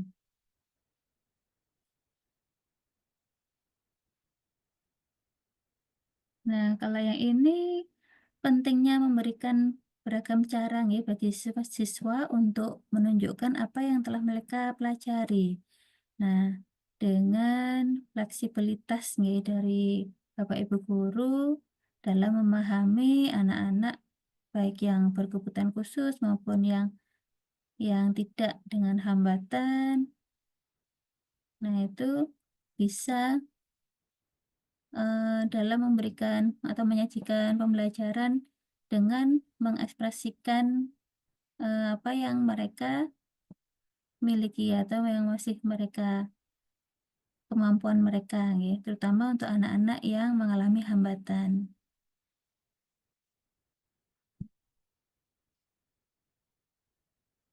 Kita lanjutkan ke berbagi belajar mandiri, apa yang telah didapatkan. Nah, refleksikan penggunaan UDL. Nah, Bapak Ibu untuk keterlibatan ya di kelas Bapak Ibu ini sejauh mana Bapak Ibu itu sudah menggunakan prinsip keterlibatan ini di kelasnya, utamanya dengan peserta didik yang mengalami hambatan. Nanti bisa dijelaskan peserta didiknya hambatannya apa, lalu Bapak Ibu untuk memberikan keterlibatan kepada peserta didik tersebut itu dalam bentuk apa atau kegiatan apa. Bisa Bapak Ibu nanti menceritakan untuk yang keterlibatan boleh, aksi dan ekspresi boleh, representasi juga boleh. Baik, saya beri kesempatan untuk Bapak Ibu menyampaikan atau berpendapat atau bercerita dalam penggunaan UDL dalam keterlibatan atau aksi atau ekspresi representasi. Selain Pak Galih, Bu Kusweni, Pak Dian, dan Bu Mika ya. Nah, kita beri kesempatan kepada Bu Yuniara. Bu Yuniara. Yang mana Bu Yuniara, silakan Ya, dibuka Ibu. mic-nya. Sudah Nggih, dibuka. ya, Sudah kedengaran, Ibu? sudah. Oke. Terima kasih, selamat sore semuanya Bapak Ibu hebat yang ada di kelas 95. Nama saya Yuniara dari SMK YPT Kota Tegal, Ibu. Kebetulan saya kan guru BK, Ibu. Jadinya awal pertama tentang keterlibatan siswa, kebetulan saya juga menangani anak yang berkebutuhan khusus, terutama anak tunarungu. Awalnya waktu dia kelas 1 saya masih bingung harus bagaimana caranya berkomunikasi dengan anak tersebut, karena kebetulan di sekolah kami guru BK tidak masuk kelas, Ibu. Jadinya kemarin agak bingung bikin RPP-nya di dalam klasikal, bimbingan klasikal, karena memang kalau di saya masuk kelas itu curi-curi, Ibu, curi-curi jam kosong seperti itu. Jadinya tidak semuanya saya melihat anak bagaimana, apa adakah kebutuhan khusus, karena memang kalau ada yang sudah saya pahami anak yang seperti tunarungu, saya tahu gimana. Jadinya saya yang tunarungu biasanya saya panggil Ibu. Jadinya tidak terlibat langsung di dalam kelas seperti itu, Ibu. Jadinya karena dia tidak memakai alat bantu dengar, karena dia diajari waktu SMP itu bahasa bibir, Ibu. Jadinya dia harus melihat saya saat pada saya bicara dengan mimik bibir gitu, Ibu. Jadinya ya meskipun ada kendala juga pada saat dia menjawab ke saya seperti apa, akhirnya saya minta tolong dia tulis seperti itu. Kalau di dalam kelas saya juga komunikasi juga dengan guru-guru yang lain, keterlibatannya mereka adalah di dalam kelas mereka, alhamdulillah mereka membantu teman-temannya, teman yang terutama anak yang berkebutuhan khusus, mengasih catatan seperti itu, Ibu. Dituliskan gimana caranya, guru apa yang diterangkan, pesan tugas-tugasnya seperti itu, Ibu. Jadinya kalau di sekolah kami memang ada dua yang belum saya pahami adalah anak autis, Ibu, ADHD. Kadang-kadang tingkatannya itu kadang-kadang kalau ADHD kan konsentrasinya cukup tinggi ya, Ibu. Kalau sudah bosan dia sudah lari seperti itu, Ibu. Jadinya kadang-kadang guru juga gimana lebih anak itu lebih fokus lagi seperti itu, Bu. Mungkin adakah tips cara gimana mungkin ada yang siswanya mengalami ADHD juga seperti itu, Ibu. Itu yang keterlibatan di dalam kelas saya biasanya yang tunarungu adalah saya panggil seperti itu, Ibu. Itu, Ibu. Ya, terima kasih Bu Yuniara. Nggih. Untuk dengan peserta didik dengan hambatan pendengaran ya, karena dia memang melihat dari bahasa bibir. Kalau Bu Guru tidak bisa berbahasa isyarat, maka dia akan memperhatikan. Jadi mimik bibir dari guru itu harus jelas gitu ya. A ya A, I, U, E, O gitu. Karena anak sangat memperhatikan itu. Terus ada lagi gini, kalau guru SLB itu ketika mengajar anak dengan hambatan tunarungu, itu lipstiknya harus merah, merah merona. Karena anak fokusnya itu di situ, di bahasa bibir. Tuh, jadi anak harus bisa melihat mimik bahasa bibirnya guru ini, jadi sehingga tidak mengandalkan bahasa isyarat dengan tangan. Karena mereka itu nanti ketika di masyarakat, tidak semua masyarakat bisa untuk berbahasa isyarat dengan tangan.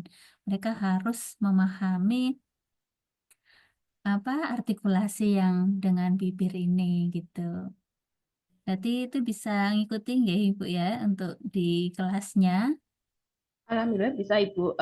Jadinya ya itu tadi temannya membantu mencatatkan apa tugas-tugasnya seperti itu, dan materi apa yang disampaikan sama gurunya. Seperti itu. Karena kan kita satu kelas itu 36 Ibu, jadinya guru biasanya kan fokusnya ke semuanya, jadinya tidak fokus ke satu anak seperti itu Ibu. Cuma kalau yang ADHD memang ada yang di gurunya itu memanggil, seperti mungkin contohnya matematika Bu, itu pelajaran matematika harus dia mungkin lebih fokus sendiri seperti itu Ibu.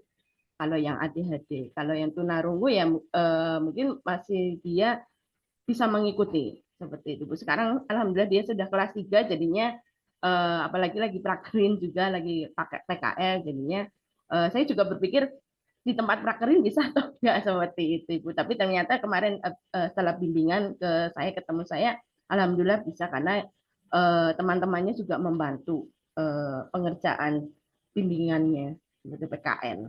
Seperti itu Ibu. Iya. Berarti dia untuk tunarungunya tergolong yang ringan, ya. Jadi masih ada sisa pendengaran gitu. Kalau yang sedang dia akan mengalami kesulitan. Kesulitan dalam kosakatanya, kan anak tunarungu itu sangat miskin kosakata. Itu kalau ketika masih ada sisa pendengaran, terus sarafnya itu ringan, itu masih bisa mengikuti di sekolah reguler. Tuh. Untuk yang ADHD memang betul, untuk ADHD itu fokusnya berlebihan, makanya harus ada guru khususnya. Ketika dia moodnya sudah hilang, dia akan beralih dengan perhatian yang lain.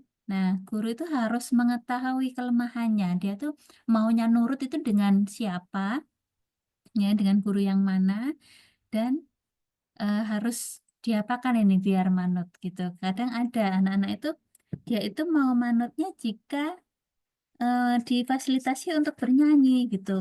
Lagu kesukaannya apa, dinyanyikan itu, nanti dia akan nurut setelah itu kepada si guru tersebut. Ya, ini cerita apa? Murid saya, pengalaman murid saya ketika tantrum, ya, ada anak yang autis itu, dia tantrum karena sudah mengalami kebosanan pembelajaran, kurang menarik, dia pasti teriak-teriak gitu tanpa sebab. Nah, jika bu gurunya itu tidak memahami, dia akan bingung, ini kenapa gitu kan. Nah, tetapi saya tahu anak ini mengalami kebosanan, mungkin nggak cocok di rumah, yang terbawa sampai ke sekolah, akhirnya dia tantrum di sekolah. Nah, saya tahu kelemahannya, itu sukanya dinyanyikan lagu ini, lagu Surabaya itu, yang waktu terang bulan, udara bersinar terang. Nah, itu tuh saya dengarkan di dekat telinganya, saya nyanyikan di dekat telinganya, sampai akhirnya dia itu teriak-teriak itu sampai memperhatikan lagu yang saya nyanyikan tadi di telinganya. Akhirnya dia ikut bernyanyi. Nah, setelah ikut bernyanyi, dia sudah terbawa suasana lagu tadi, terus mau nurut sama saya gitu. Ayo kita duduk dulu, nyanyi dulu gitu. Kita beri kesempatan memang kepada anak-anak untuk mengekspresikan apa sih yang menjadi minatnya. Itu untuk yang ADHD, autis, gitu ya, kita harus betul-betul memahami karakteristiknya. Baik, terima kasih Bu Yuniara sudah berbagi ya pengalamannya. Terima kasih. Baik, saya lanjut. Duh, kok nggak kerasa ini sudah 4:30. Ya Allah, udah 4:30. Oke, kita lanjutkan aja pada topik 2. Perencanaan dan pemrograman kurikulum. Nah, tadi sudah berbagi nih untuk yang di topik 2 tadi Pak Galih ya, kalau nggak salah ya. Nah, untuk perencanaan dan pemrograman kurikulum kemarin di tugas-tugas yang sudah dikumpulkan itu ada yang menarik, dikemas dengan gambar yang menarik ini. Nah, ada yang ingin berbagi? Karena downloadan saya banyak ini. Punyanya Bapak Ibu saya downloadin, saya lihat satu persatu. Oke. Nah, di topik 2 ini mengidentifikasi praktik-praktik yang memfasilitasi lingkungan dan interaksi yang inklusif dengan perhatian khusus pada strategi dan sumber daya yang mendorong keterlibatan, representasi, aksi, dan ekspresi. menerapkan keterampilan baru dalam pengajaran, berbagi pengalaman dengan orang lain, merefleksikan praktik sendiri, dan yang terakhir untuk pengetahuan baru akan dinilai melalui respon video atau teks. Ini tadi udah banyak bercerita, ada yang dikemas dalam video pembelajaran ataupun dengan tes gitu ya. Tujuan pembelajarannya untuk mengidentifikasi praktik-praktik yang memfasilitasi lingkungan dan interaksi yang inklusif. Nah, pilih strategi dan sumber daya yang dapat meningkatkan keterlibatan representasi serta aksi dan ekspresi. Video jawaban singkat atau respon.